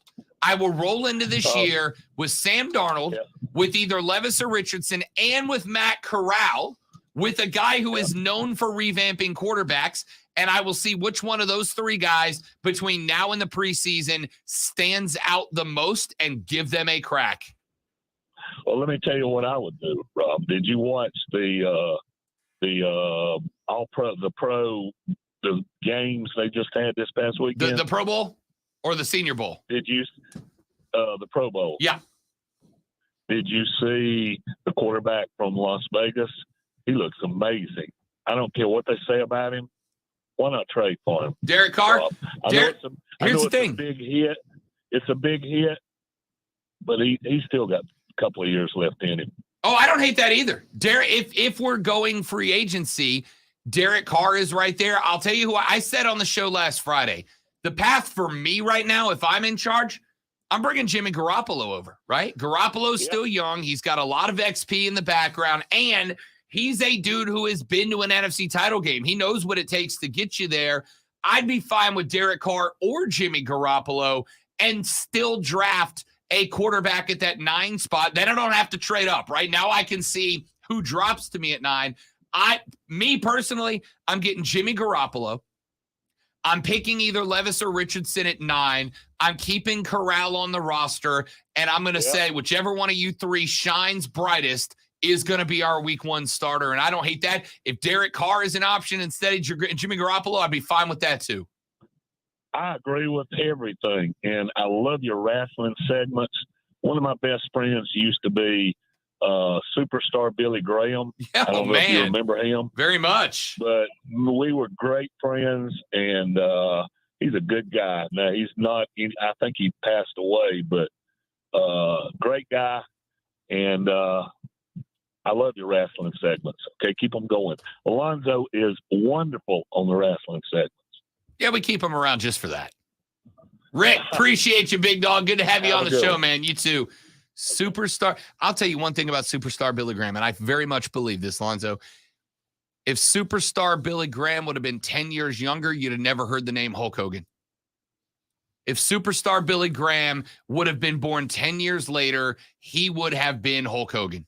I think if you go back in the day, there are quite a few wrestlers that you could say the same thing about. Yep. I mean, there's some guys that were way ahead of their time, and if the cable deals that are gone and the internet, they would be big time stars. Yep. He was, to me, a victim of timing. If Billy Graham would have been 10, because Hulk Hogan's 10 years younger. If he would have been 10 years younger, superstar Billy Graham would have been what Hulk Hogan turned into, and maybe better at it. By the way, back to the Panthers really quick. I'm seeing a lot of things about people curious about if the defensive scheme is going to change. And if it does to a 3-4 from what I've been seeing, if it changes, then what's going on? What's going to happen to the defensive personnel that's there already?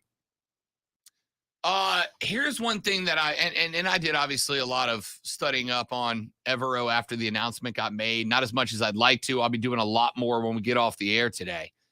One thing that I find very interesting about Evero is that Evero's not really a dude that has a locked in scheme style, right? Evero, if you go back and you look at Denver this year, not a dude that has a locked in style. He is a dude that is very much and this is the type of coach that I am looking for, right? The type of coach that I am looking for is a dude that has fluidity. A dude that has the ability to look at the X's and O's, but more importantly, to borrow an old Jimmy Johnson phrase, it ain't about the X's and O's, it's about the Jimmies and the Joes, right? A guy that has the ability to look at the Jimmies and the Joes and go, all right, I prefer running a 4-3 here. I prefer a 4-3 here, but instead, because I've got one enormous nose tackle and a couple of extra elite linebackers, I'm actually going to go 3-4 because, right? Give me that. And Evero's kind of in that mold. Texas said, Rob, along those lines, why didn't Sean Payton retain Evero? The answer is, I think, twofold. Number one, relatively sure Sean Payton's already got his coaching staff in mind, right? Now, we haven't heard it announced yet. I don't know if there's contract negotiations or what. Remember, Sean Payton at one point was connected with Vic Fangio. But because the Payton thing was taking so long for him to get locked into a job, Vic Fangio took a job. He's elsewhere. Doesn't mean Sean Payton didn't have plan B, plan C, plan D. And I don't know that Evero was part of that. The other aspect of it is Evero was in the process of interviewing for the Denver Broncos head coaching job when Sean Payton got announced. I'm not saying that this is what happened. I don't know that this is what happened. I frankly have no idea. But to some degree, I do have to wonder if Evero went, all right, well, screw you. I'm out. I'm done. You guys lined me up to be the head coach. I overperformed for you as DC. I did everything right on a staff when you made a crap hire and Nathaniel Hackett. The only bright spot you had was on defense, and it was because of me. And when I got my chance, you passed me over for a guy who hasn't been coaching and also, by the way, threw a bunch at it in order to make that happen. Even if I got the job, I wouldn't have a first-round pick now. I think I'll take my chances elsewhere because, remember, Evero had been interviewed for every – in fact, I think he may very well be – I don't know this for a fact, but I think he's the only guy that has been interviewed for every head coaching job, including Carolina. I'm sure it's a combination of the fact that someone else got the job and is bringing their own people more than likely, and the fact you get passed over, you really don't want to stick around. You don't. I think you got to be a certain kind of guy to do that, and there aren't that many. Yep. You're going to be a little bit, you're going to be hurt. I mean, I went through the interviewing process a couple of times, and they still picked this person over me. Yeah, I'm going to go somewhere else. Yep. Let's take a break. We'll come back here in just a minute from right now. I am Rob. He is Lonzo. We'll talk more about this as we move forward on the Rob Brown Show on the Fan Upstate.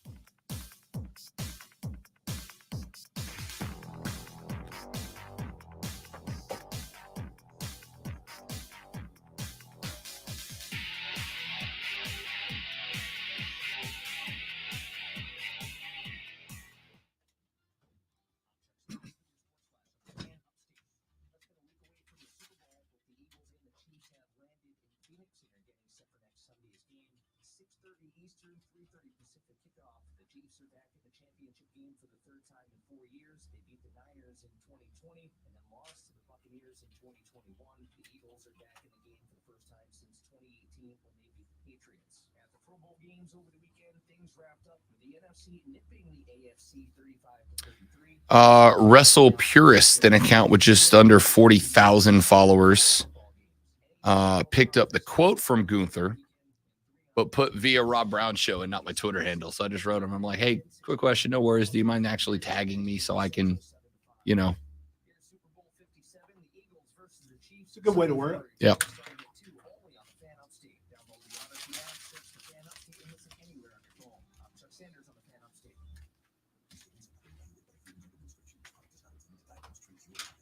I'll run back and question that was asked by Lonzo, right? Mood swings, and sometimes even hot flashes. Estrogen decline. Oh, wait a minute. Are we an observer too? Yeah, dude, that is awesome. That is cool. Did they link to the interview? Let's go. Oh, they didn't put the picture up there. Isn't that? Oh, I put that up. That's if you go to the okay. website, that's the you picture put that comes from it. Oh, I Yeah. hate it because I'm pushing in and showing everyone else. That I am. But still. That is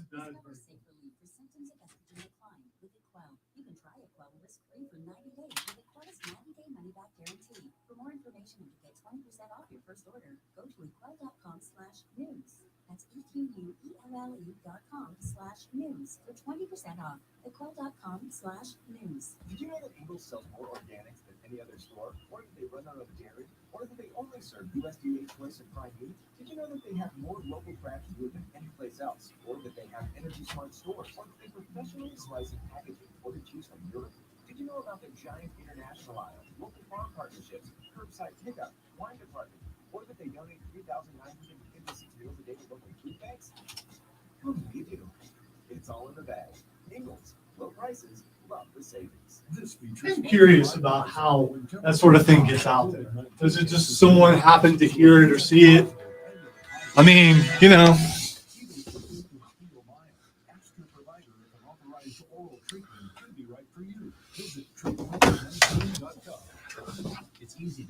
I mean, it's awesome, but still, how does that get around? I know the internet. I know how the internet works. One person picks it up and then everybody else runs with it.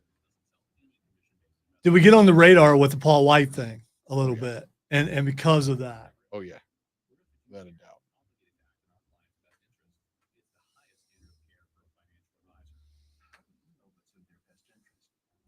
Kevin, you're pushing that doc awful hard, man. I'm just saying.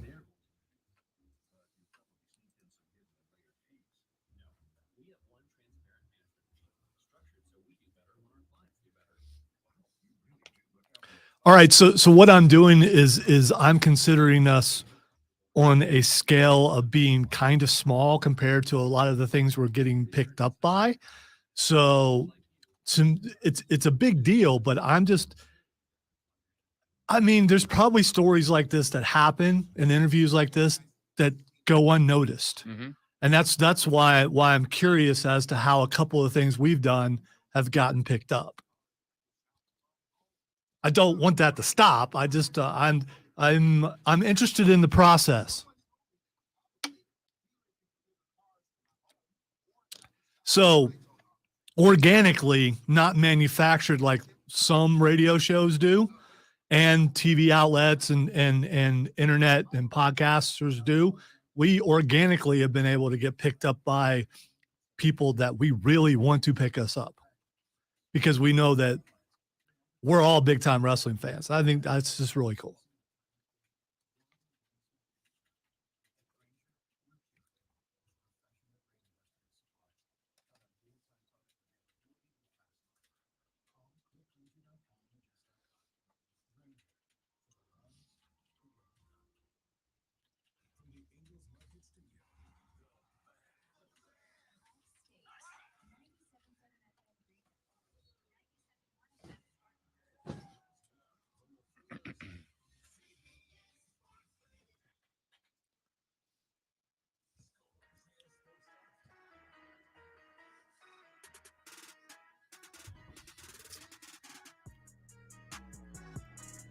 Fightful too. Dude. So, ladies and gentlemen, it ain't about all that, but it's still kind of cool that it happened. We asked the questions because they're legitimate questions, you know. For those of you not in the know what we're talking about right now. Last Friday, in the lead up to Friday Night SmackDown in Greenville at the Bon Secours Wellness Arena,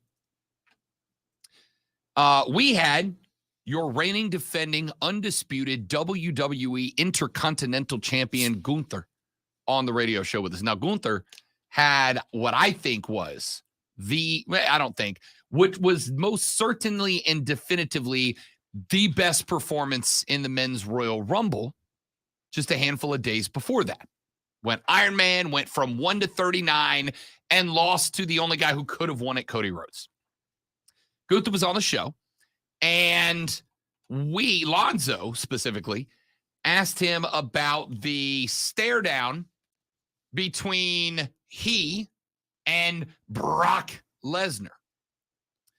And he talked about how that was a really cool moment for him and how big of a moment it was. And then Gunther pointed out to us that he considers Brock Lesnar his final boss, right? He says with the Intercontinental Championship, I'm kind of pushing the role as mid-card final boss, which is why I said I think that title is the most important title in wrestling. That title they put on you to see if you are capable of being the guy, right? To see if you are capable of being the face that runs the place. To see if you are capable of carrying the big belt.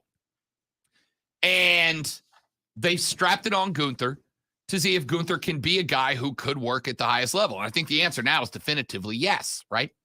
Anyway, Gunther said that after that moment, he, as Lonzo and I did as well, recognized that Brock Lesnar was the big boss for him, right? And he said it on this show. We have since been picked up by Fightful. We have been picked up by Pro Wrestling Observer. The Rob Brown Show has been on every dirt sheet that you are aware of if you're a wrestling fan. Between Friday and today, I wondered why our numbers got a spike in them starting this morning. And now I know why. The answer is because when Gunther dropped on all of us that Brock Lesnar is his end boss, that's the guy he wants to square up and throw down with. It got caught up. You know, the best part about it, and didn't really ask him about, there was really quick when the face-off happened, there's just a little sneer, a little curl up of the lip from Gunther, and it just sold it so well. Like, like, come on, let's do this. And yeah, I definitely want to see that. phenomenal. It is awesome to get recognized by other people for something. It's not our first time though. Same thing happened with Paul White. So and he broke we news. had something go with Hardy too. I don't remember what it was, but we had something with Matt Hardy go viral too. I'm just saying, boys, we're going, Lonzo, to the moon. Oh, I thought you were pointing at the WrestleMania sign again. All right. So that's dope. Don't hate that. Don't hate waking up to see that. No, that is really cool.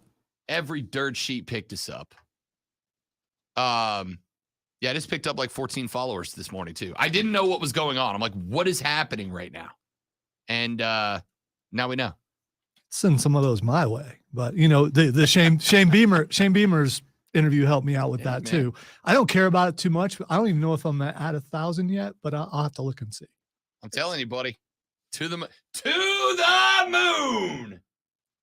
Anyway, appreciate those of y'all that help us get the word out about this show. And I say this sincerely. If you like the show, if you enjoy the show, I ask two things of you. I ask, number one, that you participate in the show. This show is more fun when you guys are a part of it.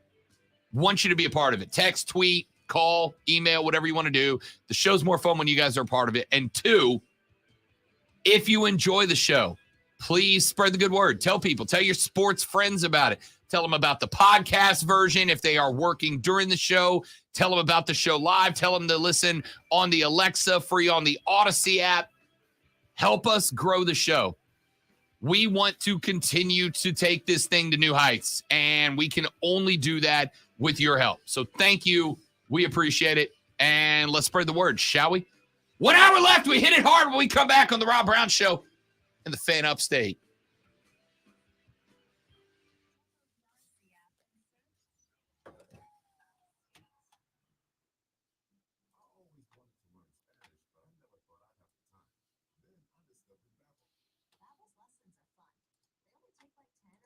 That is really cool. I can pretend like it's not.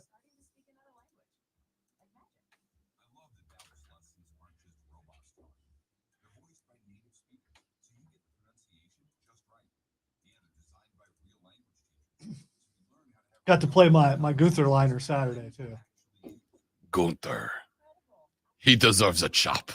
And I love it. And I picked a chop, an actual add to it of him chopping Drew Gulak.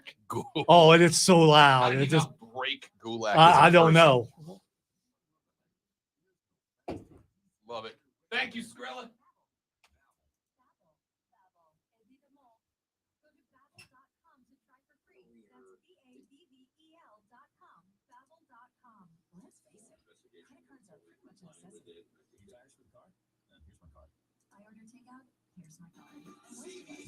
Just accept the high interest rates credit cards charge as a necessary evil. What are you going to do? Get a low fixed rate credit card consolidation loan from Lightstream. I will say this, out of all the celebrities that we get to interview, and the wrestlers are always the coolest. They're so cool, man. They very much are. They're down to earth. We haven't had one that I didn't finish without going. That was awesome. Yeah, they get who they are, yeah, and they're appreciative of it. And yeah, we always have fun with those.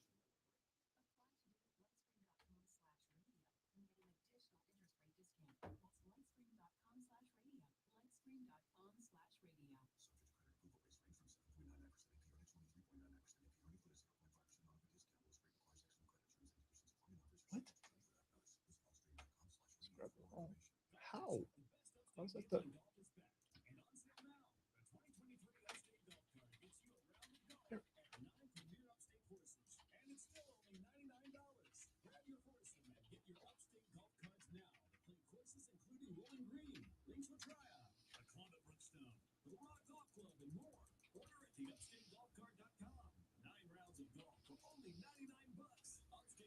One of my most favorite parts about radio is now I can look, if I'm watching wrestling from either company, from AEW or WWE, go, I talk to them, I talk to them, I talk to them, I talk to them.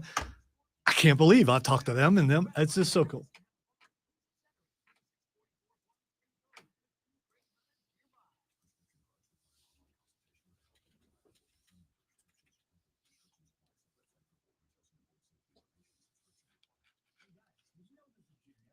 being called out.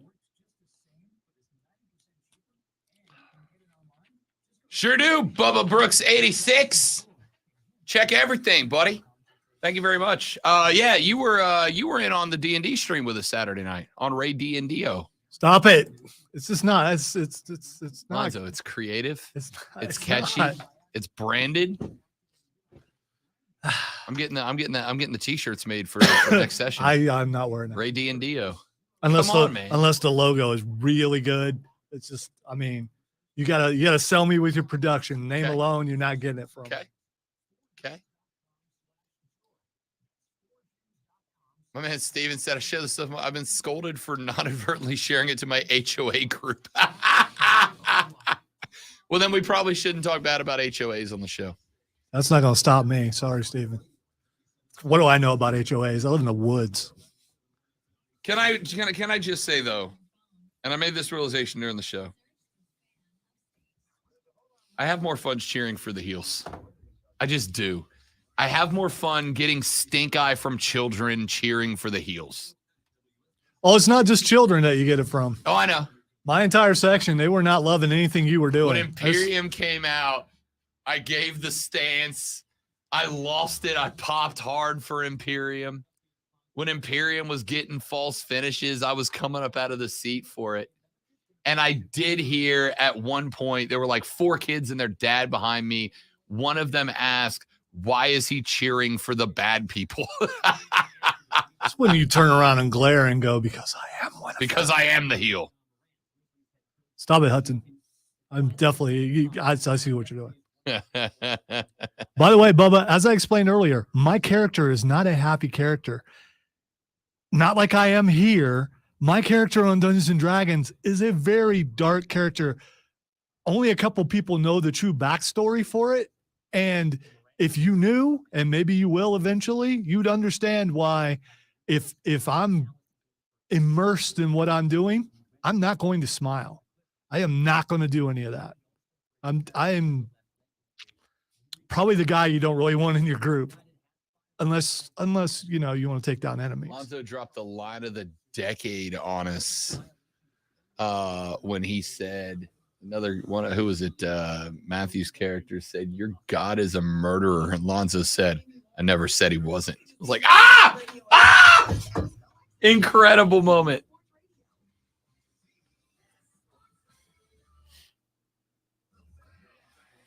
D&D is a lot like radio and like an improv theater. I mean, we don't know what's going to be said by anybody. And if you're getting into character, that's the fun part. Best. Oh, I'm having a blast, dude. And Lonzo got to slice some things in half. I did. Which is all he wants. I don't care if they were what they were.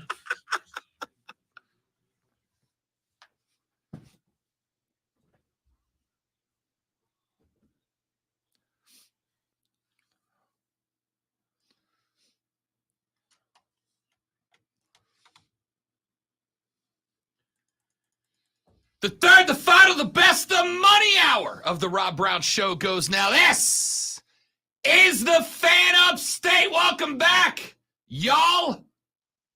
Good to have you. Rob, Lonzo, you. Be a part of the radio broadcast with us today. 844-FAN-PHONE, FANFONE. That's 844-326-3663. Send us a tweeter at The Rob Brown Show. Whoa! At The Rob Brown Show, at Lonzo Onward, and at the Fan Upstate to get to all of us. And you can text the radio broadcast, 71307-71307. Start your text with FAN, FM. We'll read them on the air. Texter said, Rob Brown is now everybody's boss, and Beyonce has won the most Grammys, if you were unaware. It's from Cocky for a reason. I didn't see that. I'm not an award show guy. I'm not an award show guy, and it's not for any particular reason. I'm not one of these guys. I don't see famous people patting each other on the back. Like, I pat me on the back all the time, and I'm a nobody. Yeah, right? I'm down for the patting. I just don't like the politics that have creeped into a lot. I used to be every year I'd be watching that, and then this thing happened where I suddenly went, you know what? I'm more into talk radio and podcasts than I am into listening to new music. And so if I watched the Grammys, I wouldn't have known. I mean, I know who Beyonce is. I know what some of her earlier hits are, but now it's just not. And I know I'm sounding like what I am, old. Lonzo gets so mad when the kids are on his lawn. You guys, if there are kids on my lawn, there's a problem. Yeah, I saw that. Congratulations to Beyonce. I will give you one of the takes in entertainment that gets being buried more than anything else. Not a big Beyonce guy. All right. I'm not saying she's not talented. It's just not for me. I liked the Destiny's Child back then. I did love some Destiny's Child. I really did. I did like Destiny's Child. I love Destiny's Child. And I will stay listening to Destiny's Child with no problem. See, so you're reaching that a little bit too. Oh, and I acknowledge it wholeheartedly, right? Like I saw when I was going through the responses to when whatever news organization was the first to drop Beyonce just won Grammy number 32 or whatever it was. And apparently, Lonzo, there's like a drama going on right now because I guess like Beyonce was scheduled to perform and then she was late, so they had to push her performance back. And now the controversy is, the rumor is that Beyonce wasn't late. She just wanted to get her Grammy to make herself the most Grammy'd artist to then go perform so that the hype was there behind it, which like, okay, I get it. Bey's a diva. And why wouldn't you be? She got 32 Grammys. Mike didn't get 32 Grammys. The singing one, not the basketballing one. Didn't get 32 Grammys. I get it. I'm just it's just not my. Now that's not to say I'm like, oh, all music is bad. Like all new music is bad. It's not. There's a lot of great new music out there. It's just that to get yourself on stage at the Grammys, you've got to have great commercial success.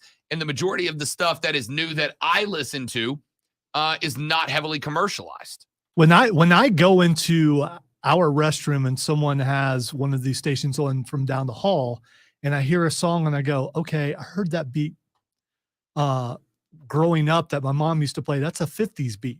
When did this sound come back? I mean, there's so many things coming back. And I've had conversations with my kids, especially my daughters, like, have you heard this song? I was like, you know, it's a remake, right? No. Yes. That song's been remade 4 times. I mean, because it happens. It absolutely does. There's remakes of remakes. At this point. Yeah, there is. So, I mean. There's a song that's going on right now. It's not only is it going on right now, but it's actually and this is I knew I'm aging. The one of the songs they're using to hype WrestleMania right now is some girl singing, but she's singing to the rhythm. You remember that song from the, what was it, late 90s, early 2000s? I'm blue, da-ba-dee, da-ba-die, da-ba-dee. There's a girl singing words to that lyric, right? Or to that rhythm, that pattern. And it's playing on commercials and what now. And every time I hear it, I'm like, did you just disrespect I'm Blue from, I don't even remember the artist who sang that song. Well, created that song. A Decade in Blue. Oh, Eiffel 65. That was the name of it. Yeah. Big fan of I'm blue. I bet if I heard the actual song, I probably would know it. But I'll play it during the break. I'll mute us and play it on the break. As soon as you hear it, you'll know. It opened up one of the Marvel movies a few years back. I think, as a matter of fact, I want to say like Iron Man 3, maybe. It opened up one of the Marvel movies, the actual I'm Blue song. And when it played, like the young kids were like, what is this? And I'm like, oh, okay, I'm just old now. It's official. Because not only do I remember that song, I remember that song being one of the first songs that went on YouTube. 1998. That song's legally old enough to drive and has been for a few years now. All right, to bring my age back down some, in some people's eyes, I did watch the Video Game Awards. So, I mean, there's that. Good enough. That's probably the only awards that I'll watch. Good enough. Respected. All right, ladies and gentlemen. Let's get to some sports stuff up on the show today. 844-FAN phone, 844-326-3663. We have talked about Carolina's new defensive coordinator out of Denver, Ejiro Evero. He is in pocket, and Frank Reich is building himself a hell of a staff right now. We know Deuce Staley came down from Detroit. We now know that Evero is going to be taking over DC. We do not have a named offensive coordinator yet. Do not have a named offensive coordinator yet, but I suspect that's coming in the next few days. I thought there was a chance it was going to be Deuce Staley. Deuce Staley had some interest, not a ton, but some interest as an OC. Tell me Jim Bob Cooter's still in the run. Jim Bob Cooter! I hope so. Do you understand how much I will forever see Rashad's face now every time. Jim Bob Cooter. Just the look on his face when I, just forever. Passing game coordinator for the Jacksonville Jaguars was at one point being considered as a potential OC in Carolina. They have not made a move on that yet. But I am very intrigued to see if that ends up being the move. I would not have guessed on Friday. I would not have guessed on Friday that we would have a DC before the OC. I really thought Frank Reich would be leaning on finding the right OC, but we haven't done that yet. Yeah, that is surprising with all the talk about finding an offensive coordinator. I was shocked when I was like, whoa, okay, what are we doing about the other part? The part that was the problem. But what about that part? You mean the main part? Yeah, the part. Well, maybe it's good. Maybe that means they're putting some extra vetting in there and all the things that they need to do to get the right person. I'm also which in the end he's going to call his own plays anyway. I know he said if he found the right, he's calling his plays. I kind of believe him. Right? I think he'll put himself in a competition for it, and I respect that. I will also say this because I got a question yesterday. There is talk that, the Rams have got to make some moves. They went from Super Bowl to bust. We thought this year was Super Bowl or bust. It's Super Bowl to bust for the Rams. And there is talk that Jalen Ramsey might be one of the players that gets the axe out of L.A. in order to clear up some room to start the restructuring and the rebuilding there in L.A. And I saw a bunch of Panthers fans. I had one ask me, is it possible that we could get Jalen and lock down the best defensive backfield in all of football? And the answer is no, not a chance. Because while the Panthers are in good cap space right now, remember, you are going to have to pay a quarterback. And even if it's Rook out of the first round, that's going to add some cap. You've got to re-sign Bradley Bozeman. I think that is a necessity this year. I don't think that is an option. I think Bradley Bozeman's got to come back. You're going to have to pay for him. You're likely going to end up with two quarterbacks, right? Because I do think that you're going to end up with an established quarterback coming to town and a rook quarterback to again, 1-year deal for a Jimmy G or a Derek Carr. But we'll see.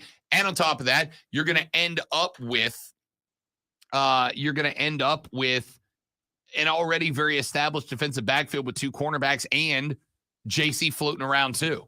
You got too much talent in one spot at that point to bring in Jalen Ramsey. Not an option. The money's not there, and frankly, the space in the backfield isn't there. So no, I don't think that push happens. Let me get to this one. The Dallas Mavericks brought in Kyrie Irving, which did a couple of things. Number one, the Brooklyn Nets, Lonzo, are also going to watch KD demand a trade this offseason. Remember last year, KD was on the verge of demanding a trade. The Nets were like, yo, hold up before you do that. Let us make some moves, right? Let me make some moves. They went and got Kyrie. They brought James Harden in. And I think we can go ahead and say that the Brooklyn Nets were the biggest letdown maybe in the history of the National Basketball Association. Every time people come at KD and say, the only way you won your ring was by going to a team that was already winning rings. He had the opportunity to build the team around him, had say in everything from what we understand, and what happened? Nothing. So if you don't like the rhetoric, you don't like how you're labeled, I think it's justly so until you prove otherwise. And I don't think he can win anywhere unless he finds his way back to he who wields the binky. I had to find a way to say it at least once a day. I will say a few things. First off, while all of that is fair and accurate, this ain't on Kevin Durant, right?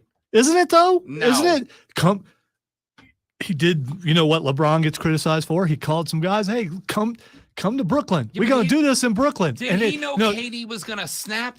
Kyrie. Yeah. I mean, Kyrie was going to snap? No, Kyrie didn't have a history of being, on the outside when it comes to a lot of things. He'd never, I think the flat earth thing was already out there before he went to Brooklyn. I'm almost positive. And Kyrie, known as being a big time powder in Cleveland, there are already some issues out there. But if it's your boy, it's your boy. And you think, if it's your friend, you think my friend's he's gonna come. Together, we're unstoppable. Well, that didn't happen. You can blame it all on Kyrie, but it wasn't a 2-man game, a team. There are other guys on that team. There has to be. That's the rules. So, no, this is on KD. And if he wants out, do you want that guy on your team? KD? Yes. I don't know. I don't want Kyrie on my team. I think I'd rather have Kyrie on my team than KD. Not a chance. Because I think KD is more disruptive. I think he's more of a whiner. You get the weird stuff with Kyrie, and I get all the stuff that we talked about in the first hour. But what you get is a ball handler, a guy who can still handle the ball, a guy who can shoot the ball, and a guy who can facilitate, as opposed to a guy who's going to come in and say, it's all about me. Even if you already have a star, it's all about me. Kevin Durant is no worse than the fourth best basketball player on planet Earth right now. He may be as good as the second best basketball player on planet Earth, behind only Giannis Antetokounmpo, which is a really good mark, right? I think that. So you had to pick between KD and Luka right now. Who are you going with? For a year or for the future? Don't try to rephrase my question. I just asked a question. Dude, don't try to put addendums. No. If you had to choose, which one would you choose? For a year or for the future? That's not the question. It is the question. It's not the question. If you were asking me, do I want one of these players to win one game? I said right now. Right. For what? You have to tell me what it's for. Dude, you don't bring someone in for one game. Let's be realistic. Okay, you bring them in for at least the rest of the season. For the rest of the season, Kevin Durant. For the next 5 years, Luka. No way. Yeah. I'm bringing in a team guy who can shoot, who can do everything else. KD has been a disruption everywhere he's been, including in Golden State. KD does everything Luka does and plays. There's so many, and I'm not saying you're this guy, but there's so many KD apologists out there. Oh, you got to blame this guy. You got to blame this guy.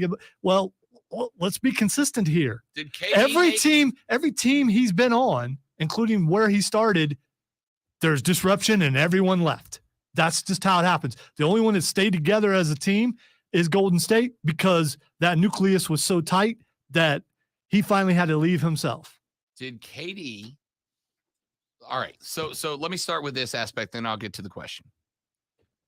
If I am having a conversation with a dude that says, I believe the earth is flat, I'm going to have fun with that guy asking questions. I'm not going to personally dislike him. Yeah, you've actually seen flat earthers downtown before. And had a conversation with him, right? Now I may go, you're wrong. Whereas I would just sit under a tree and make fun of them. No. But you actually went and talked to them. I will absolutely talk to them because they're not bad people. They're wrong. They're misguided, but they're not bad people. They're people that have a belief for a bad reason. And I have no problem having a conversation. You can ask people, hell, I'll call them out. You can ask Mike Stathakis. Stacks and I disagree on almost everything. Yet I very frequently can be found having a brewski with Michael Stathakis. Why? Because he's not a bad dude. We disagree on a lot, philosophically, fundamentally, but he's not a bad dude for the beliefs he has. I disagree with him, and that's okay. You don't become a bad dude until you hurt other people, right? KD believing the earth is flat is silly. It's a silly thought. It's a silly thought. It's a silly belief, right? That's one thing. KD propping up Kyrie, sorry. I'll stop. Kyrie propping up anti-Semitic propaganda is crossing a line. That's different, right? Saying the earth is flat doesn't hurt anybody. It's silly. And that is why I've told Lonzo, I believe that 93+% of flat earthers don't actually believe the earth is flat. They just found a group of people as socially inept as they are to hang out with. And they would rather have a They would rather pretend they have a false belief and not lose friends than go. They're furries without the outfits. Correct. Exactly. Right? Exactly. But when you start hurting people like Kyrie Irving did, that's a different story. That's when you can't be around. You can't do that. That's where you get pushed to the outside, to the fringe. If Kevin Durant knew Kyrie Irving's a flat earther, I don't care because the dude can ball. If Kevin Durant knew that Kyrie Irving was going to go off on some anti-Semitic stuff, that's a different story. And he still might not have cared, in which case, sure, it's a little bit on Kevin Durant. But I don't think he or anybody else knew that at that point, right? Did he know that James Harden was going to come in, play half a season, and go, I got to be the guy? I got to be the guy. I got to shine. I can't be outshined by the second best basketball player on planet Earth and then bail. Wait. All right. You're losing me when you get to that point. Do you think Kevin Durant thought James Harden was going to play 40 games and then go, bleep this, I'm out? How could you not think that? That's the thing. I mean, again, it's another case where that's my guy. He's going to come in. We're going to be all right because we're boys. And we're boys. We put all that stuff aside to be together, to be a team within the team. And then you come and find out that he's exactly as advertised. I mean, if we can all see it, and it's another thing where you think everyone can see the things that you can see. Apparently, sometimes if you look at you the entire time, KD, maybe you don't see the signs from all the things that's going on with all the other people. I mean, maybe. Listen, I am not a James Harden guy, all right? I'm not. But I also didn't think James Harden was going to come in and play 40 and then go, to hell with this. This is not worth my time. I'm out. So you were surprised? Yes. Because I was not surprised. Yeah, we were on the show together. Yeah, I was surprised. I was not surprised. I was blown away by that. You know what I'm more surprised by? And by the way, he also probably could not. Ben Simmons, of all the ones we're talking about, Kyrie, James Harden, Ben Simmons, all of these guys. Yeah, that was a risk. Yeah, for sure. Ben Simmons is the only one that I was like, I don't know about this cat. But when it comes to James Harden, I am completely shocked that he's still on the same team right now. I'm not, because while Joel Embiid is an absolute I saw some highlights this morning. It was like, wait a minute, James Harden's still on that team. While Joel Embiid, and he just he passed the ball. That was weird. He was down in the paint and he passed the ball. That's weird. Joel Embiid is an absolute unit, no doubt about it. But when we talk, sincere question for those of you that are NBA fans. If I ask you to list the 7 top superstars in the game of basketball right now, how many of y'all are adding Joel Embiid to that list? He absolutely deserves to be on it. But how many of you are saying Joel Embiid is on that list? Probably none of you. Despite the fact that Joel Embiid deserves to be in that superstar list, he's not there, which means he can't outshine James Harden. So it's a perfect landing spot. James Harden was never in Brooklyn going to outshine Kevin Durant. It was never going to happen. I thought he'd last the season, not half of one, right? But by the way, he wasn't going to outshine Kyrie either. You're exactly right. But I also think that they all kind of thought, hey, if we're on the same team, even if somebody else is the brighter star, we are going to be the brightest team out there. But the team had no chemistry. It had zero depth. Remember how shallow that team was? If the big three weren't on the floor, the Nets were like -22. It was ridiculous. No depth to that team at all. So it killed them. And when that happened, and you couldn't keep the big three together on the floor for any length of time due to injury and drama, it went away. And then, of course, there's the mixed-in drama of the COVID year, right? And everything that was going on with the New York COVID vaccine mandates that took Kyrie out of action for home games. He could only play on the road, inability to get some chemistry, couldn't go to Canada, yada, yada, yada. It was just a disaster. And when you combine all of those things together, I am fine to let Kevin Durant off the hook for this. But this is going to go down as the most disappointing big three out there. So my question is, if Kyrie goes to Dallas, where he is going to be paired up with Luka, if you put Luka's numbers and Kyrie's numbers, now obviously separated from each other, but if you put Luka's numbers and Kyrie's numbers next to each other and consider them teammates, they are actually a better offensive duo than Boston has in Tatum and Brown. Offensively, Kyrie and Luka had put up more points per game then Jason Tatum, and by the way, that's the number one team in the East, the Boston Celtics.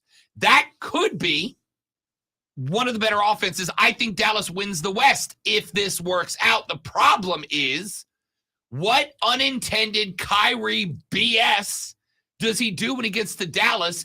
And can Dallas put the disciplinary controls on Kyrie that Brooklyn wasn't able to? I got no reason to believe that they can. All right, here's the thing. We don't know for sure, but if there was a falling out between he and KD, what's the best way for Kyrie to prove he's the man? Show up in Dallas, work with Luka, get it done. And get it done. Because that's a slap in the face of Kevin Durant. It absolutely is. And the best time in the NBA was when Kyrie was with LeBron. And I'm not comparing Luka to LeBron. I'm just saying that tandem was amazing. You threw in some other guys, like Kevin Love and some guys like that around them.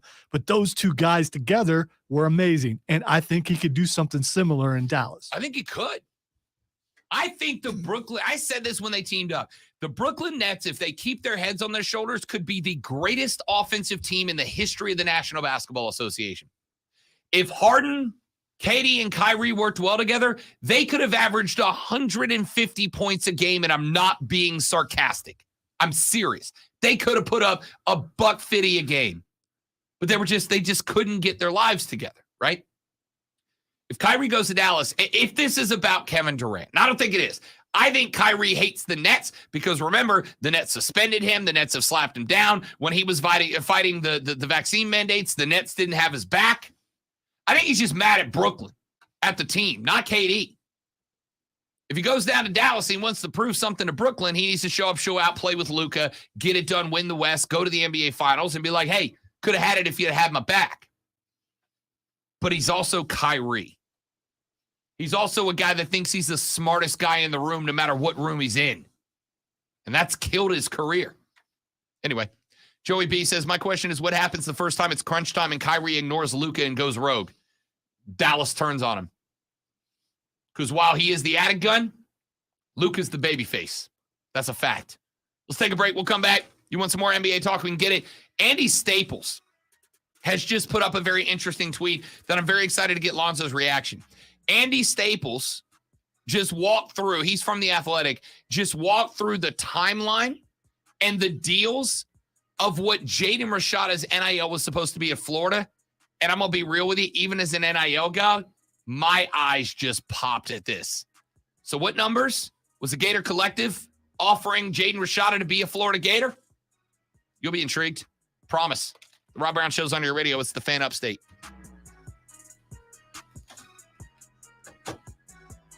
That is correct. Houston, James Harden's best ball has been in Philly.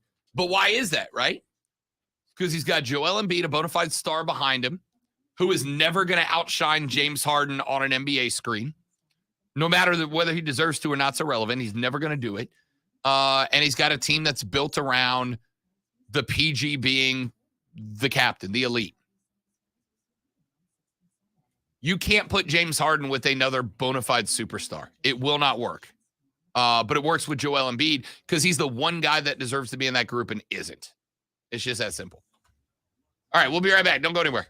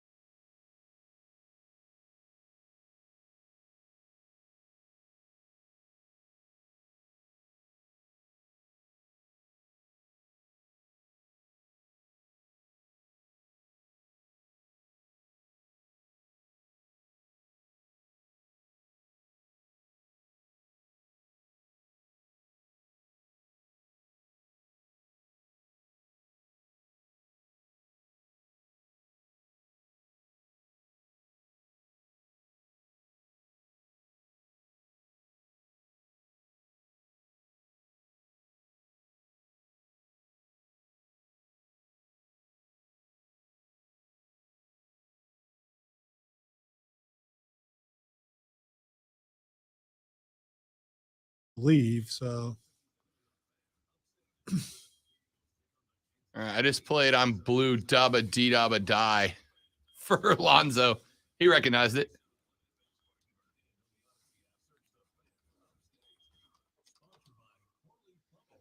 Skrilla, he was phenomenal, man. He absolutely smoked the national anthem. It was one of the better ones this year. He was phenomenal. Loved it.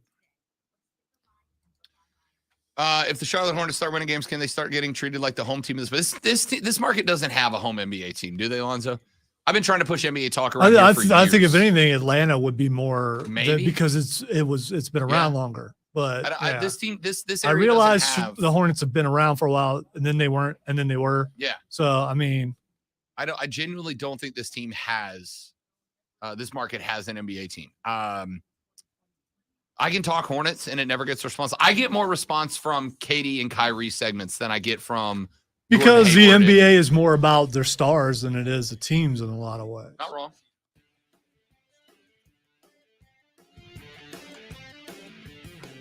Andy Staples just put up a tweet where he detailed what he believes are the details of the NIL deal that the Gator Collective was set to offer Jaden Rashada for him to sign to play with the Gators.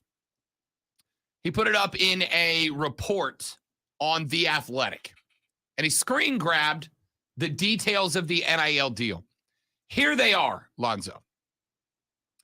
Rashada's NIL contract called for a $500,000 upfront payment. After that, as a freshman, he would make $250,000 a month. As a sophomore, he would make $291,666.66 a month. As a junior, he would make $375,000 a month. And as a senior, he would make $195,833.33 a month. And he would be provided, if he followed these obligations. If Jaden Rashada resided in Gainesville, he would have to provide at least one branded Twitter post and one branded Instagram post per month. He would have to do up to 8 fan engagement events per year, which could include in-person appearances, social media engagements, video conferences, or interviews. None of them would last longer than 2 hours. And he had to autograph 15 pieces of merchandise per year.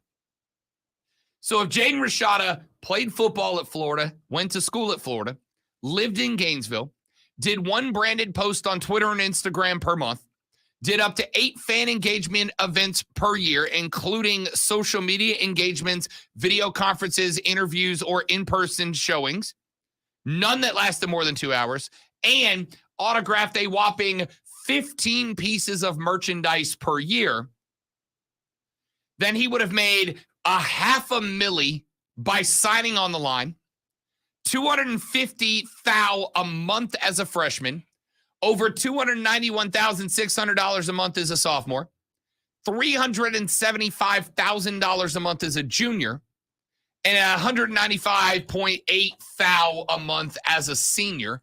Obviously, they lowered it as a senior because likely at that point he'd be ready to make NFL money.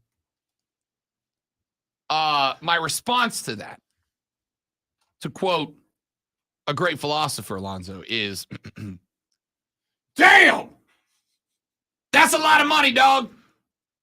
You know, it's one thing to see, Zoe, a $13.5 million NIL deal. I think we all went, that's a lot of money for a freshman. Was that negotiated or was that just what they offered? That was a negotiated contract. All right. So, oh, you mean like, did they come to him with less and he worked it up to that? I mean, did he have an agent that would do that or a family member or so? This sounds like an awful lot for someone coming out of high school to be able to negotiate. I don't know the answer to that. Staples has a report up on The Athletic, but I am unfortunately not a member of The Athletic, so I can't read it. I don't know. This is just off the screen grab from Andy Staples out of the report. So I don't know if that was negotiated or that was the offer. But like I said, either way, I think it's one thing to see 13.5 milli as an NIL deal. It is another thing to see those numbers broken out by month, right? $250,000 a month as a freshman to show up and play football for Florida. That's insane numbers, right? If I told the Florida Gators that I wanted to sponsor their program, and in return for that sponsorship, I wanted the Rob Brown Show logo on their socks, right? Every game, I want every Gator player to rock the Rob Brown Show logo on their right sock. And they said, what do you want to pay us? And I said, I don't know. How about $375 a month? Good chance the Rob Brown Show is on a lot of SEC-based television screens this football season, right? By the way, this is $375 a month, as far as I understand it, mathematically working out to being effectively year-round. To play football for 3 months, to live in Gainesville, to do a couple of social posts, to show up 8 times a year to shake hands and kiss babies, and to sign 15 football helmets. It's a ridiculous number, right? But again, I'm not mad at it. A lot of people go, that's just too much. It's too much money. It's too much money. I don't know.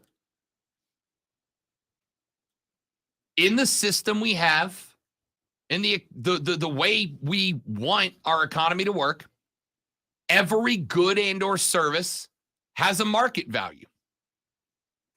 That market value can certainly be manipulated. It can certainly be adjusted. It can certainly be toyed with based on the power that certain people in the game have, sure. But there's a market value. Did we just learn that a 4/5-star quarterback's market value is not $13.5 million, right? The Gator Collective, for whatever reason, either did not or could not put this deal together. The actual finances, the actual money. Did they sign a contract saying $13.5 million, $250 a month as a freshman, $291 a month as a sophomore, $375 a month as a junior, $195 a month as a senior, and $500,000 up front? And then they started going around and calling people, hey, is this Jim? Jim, we've got Jaden Rosati on the pocket. What we're going to need from you is, I don't know, how's $75,000 a month sound to throw into the pot? Does that sound good to you? No. No, I can't do that for an unproven freshman quarterback. No, you missed the opportunity. There was a click, and then they called back and said, Jim, we lost your cell. No, you didn't lose me. I lost you. When you asked me for $75K a month for a freshman quarterback. No, I'm out. Anytime, scratch that. I'm not an economist. But most times when something that people are very excited about comes onto the market, the initial price is hyperinflated. Can we get a breakdown of his new deal? I'm just curious. I'm waiting on it. Honestly, I want to know what his NIL deal at Arizona State is. I want to see what the comparison is and see how much of a pay cut he takes, or did he get a bump? I don't know. Yeah. I suspect he didn't get a bump because I suspect that would be front page news on, I don't know, every major sports website if the contract came out, right?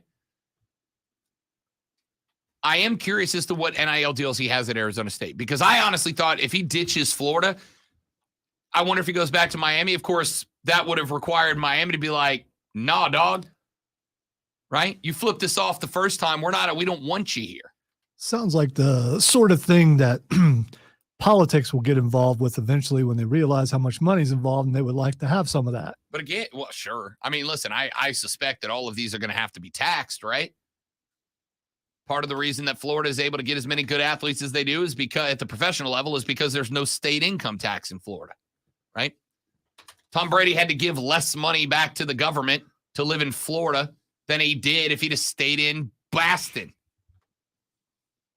In fact, when we were talking a couple of weeks ago about my theory that Brady could land in Carolina, one of the major arguments I had against it, that Brady wouldn't come, is because the Carolinas have state income taxes. Boy, do we. So I am intrigued to see what his NIL deal, if he has one, and I suspect he does, but what his NIL deal in Arizona State looks like. Now, the fact that nobody's talking about that leads me to believe it ain't $13.5 million, which to me is a year and a half into the NIL age, the market figuring itself out, right? When NFTs became big amongst athletes on the interwebs, people were selling digital pictures of monkeys wearing hats for millions of dollars. I hope you heard my eye roll through the microphone. NFTs, sorry to the couple of NFT bros listening right now. NFTs, I'm not saying they're worthless now, but they're damn sure not getting shipped around for $1.5 million per gorilla or whatever, right? It ain't happening. Because the market came around and people started to go, I can just push Windows Shift S and then I could just have that picture too. It's on my hard drive now. Well, I own it. That's fine, but it's on my hard drive. Yeah, but that's illegal. Okay. Right? So the market had to adjust itself. I think this is the same thing here. You now just learned that a 4/5-star quarterback, depending on the metric, is not worth $13.5 million. He ain't worth $500,000 up front, $250 a month as a fresh, $291 as a soft, $375 as a junior. That the market does not support that right now. So now what? Dude just said, dude should not have the ability to make more in a month than Lonzo makes in a week. No, I agree. Lonzo definitely makes these numbers per week, for sure. I'm getting ready to walk out. How dare you insult me with such low ball numbers? Yeah, that's why. We work in radio, baby. Come on. Our NIL deal. You don't even want to know what our NIL deal. There ain't enough zeros on this page collective. The limo's waiting at 12:01. Yeah. Work? What is that? Anyway. It's again, I know the gut reaction is, well, this is just unacceptable. But there is a market, right? This texter just said, Rob, isn't college football the second highest ranked and viewed entertainment industry in the country? I believe the players should get movie star pay. They do risk their lives. That's from Bill Lever. Appreciate the text, Bill Lever. Bit like Buffalo Bill, Bill Lever. But Believer, but Bill Lever. Bro. Lonzo took longer than he'll admit to think through that one. No, I did absolutely get it. I'm playing for the camera because you can see us on Facebook, Twitch, Twitter, and YouTube. Anyway, man, and again, I don't have a problem with players getting paid. None at all. Because of what you just said, Bill Lever. They're the ones who do the thing that we all watch, right? Lonzo, who is the sports information director? Who is the you guys are working on a new AD, I believe. But name me any coach on the Ohio State staff that's not Ryan Day. No. Right. Exactly. But I bet Lonzo could name me a handful of players, right? It's like Frank Reich said when he got hired at Carolina. The players run this league. It's not a democracy. I make the final call, but I want to work with the players because people buy tickets to watch players play, not coaches coach, right? When you tune in to watch your team play on Saturday, you don't say, I'm tuning in Saturday at noon to watch the Gators coach, to watch the Gators administrate. No, you're watching the Gators play. The players play. That's what you watch. And now you've just learned that the market is not at $13.5 million for a quarterback. It's real simple. Quick break. Come back. Wrap this bad boy up. Trey said, I bought an NFT of Vigo the Carpathian, and my phone has been acting weird ever since. That's a great reference. 5 points to Trey on that one. Quick break. We wrap up the show next on the Rob Brown Show in the Fan Upstate.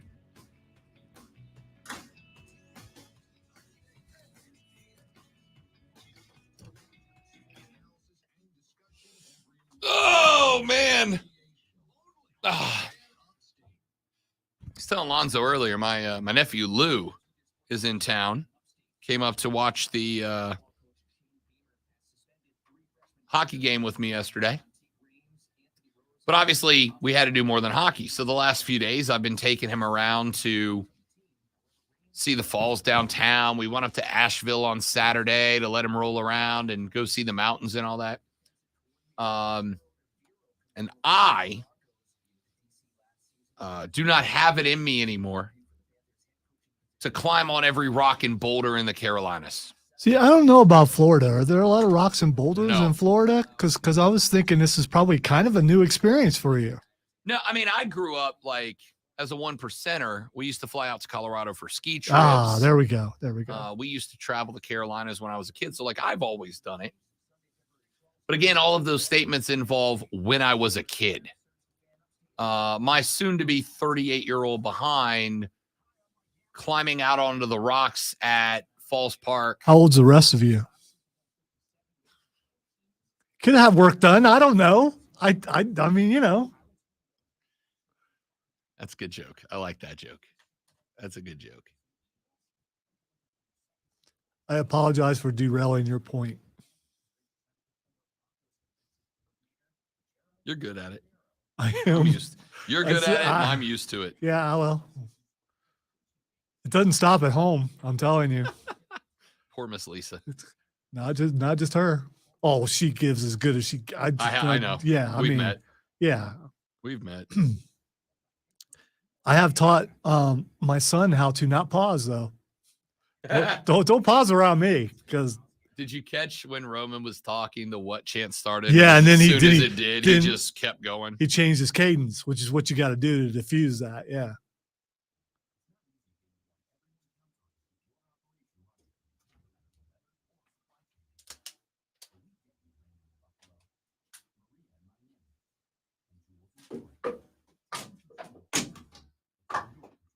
Rapid fire and Ofer.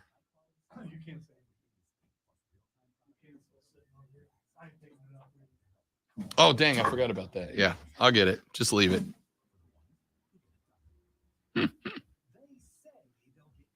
Dad jokes are great. Yes, no, we make them all the time.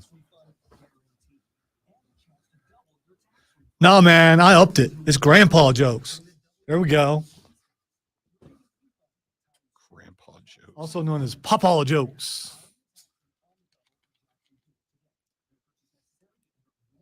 I'm blue, dabba dee dabba die, and dabba dee dabba. That's gonna be in my head for a daggum month, y'all. I'm glad I don't know that song as well as you do, so it won't be in my head. Pretty little love song. That's gonna be in my head. I heard it in a love song. I know. I'm saying it the way that I used to think what it was said when I was a kid. Song. When it came out, I thought it said "Pretty Little Love Song." The Marshall Tucker band, right? Yeah, but since coming here and now getting more acquainted with accents, now I realize what it actually says because they're from here. They are. Yes. From the Berg, right? Yes. Got to see them live a few years ago for a WORD event, and it was pretty cool. Took Cameron to it. I think he was like 8 or 9. That's how long ago it was. Pretty little. It still works. If you don't know what the rest of the lyrics are. Heard it in a love song. Can't be wrong. Those guys, a few years ago when I saw them, I didn't know that one dude played so many instruments like the flute in there. That dude was killing it. Taller dude, long white hair, and he was tearing it up. I'm just like, that is amazing. For New Year's, not this past one, but the one before it, we went to see Marcus King play a New Year's Eve show at the Peace Center. And he brought out the Marshall Tucker band to play with him. Mm-hmm. And they played that jam.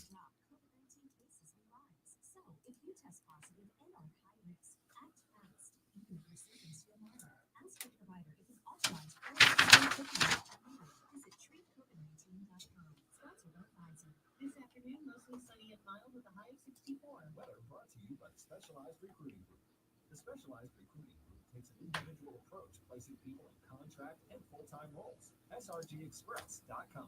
Now placing in accounting roles. From the Ingalls Market Studio. Upstate, 97.7 FM Greenville, 97.1 FM Spartanburg.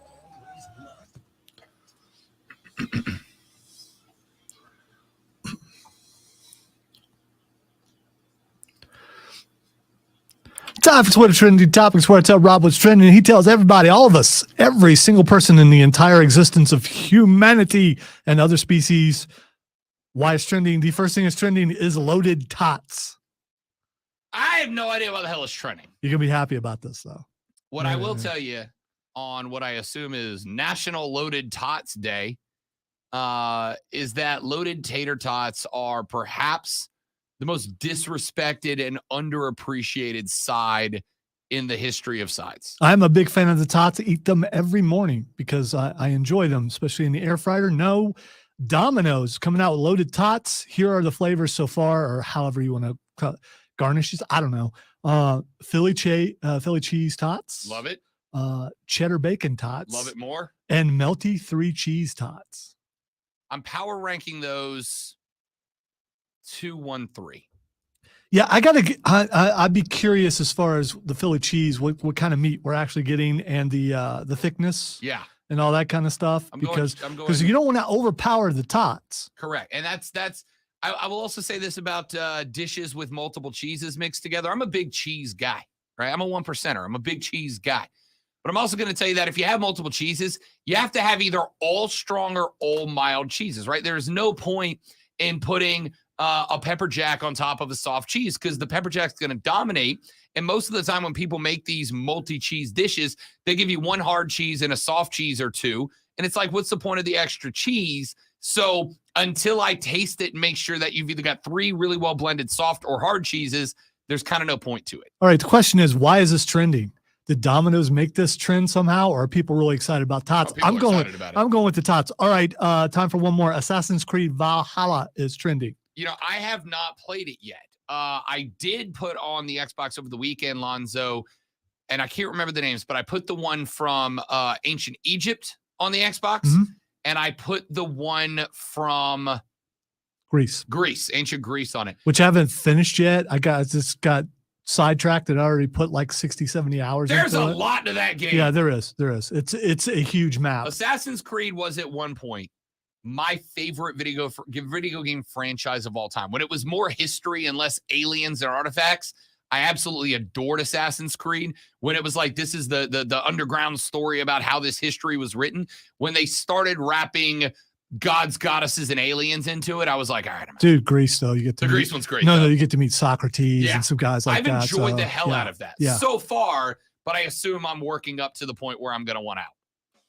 Well, I get distracted sometimes. Okay, so the reason why Valhalla is trending, it won the very first Grammy for music by a video game yesterday.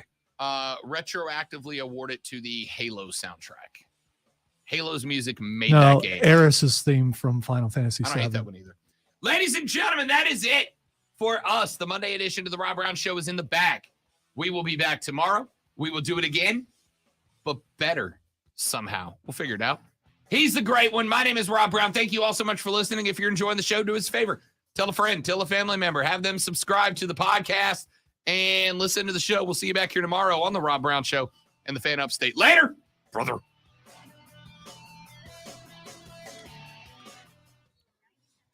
3 hours in the books, ladies and gentlemen.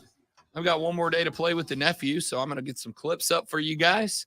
And then we're going to go find more big rocks to climb on top of. All right, more big rocks. By the way, I don't know if you heard Saturday, but I put forth an idea that each person for the bracket comes up with their number 1 seed. And I don't think we're going to do it, though, because it was not met with Matthew couldn't pick his favorite. It's like, you got to pick a favorite. And the problem is, if you pick a favorite, then everyone, including the people at home, knows that's your favorite. And if they're against you, they're going to make sure, if there's a tie, that yours gets voted out. A very adversarial relationship between you and your listeners sometimes. Oh no, or your listeners and you. No, that's fine. No, they're gonna be on my side. Just everybody else is gonna get voted out. Hey, thanks for listening, boys and girls, and hanging out with us on the stream. We'll see you back here tomorrow. Have a lovely rest of your day. Goodbye. Do you like that idea?